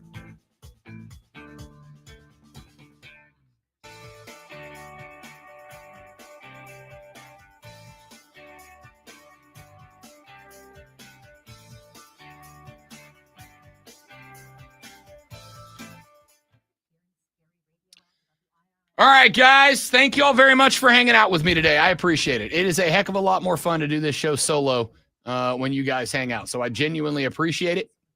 I appreciate you commenting, chatting, being part of the chat room, talking on the air, talking with me, yada, yada, yada, yada, yada. I appreciate all of it. So thank you for doing that. I hope you have a great rest of your day. Don't drink a job. I'll punch you in the face. Tell your friends about us. Help us grow the show. Help us get rich and famous. Help me get rich and famous. I'll take Lonzo with me if you guys will share the show. All right. If you guys share the show and I get famous here, Lonzo goes with me. I'm holding him hostage. All right, guys. Have a good day. Thanks for being here. See you tomorrow.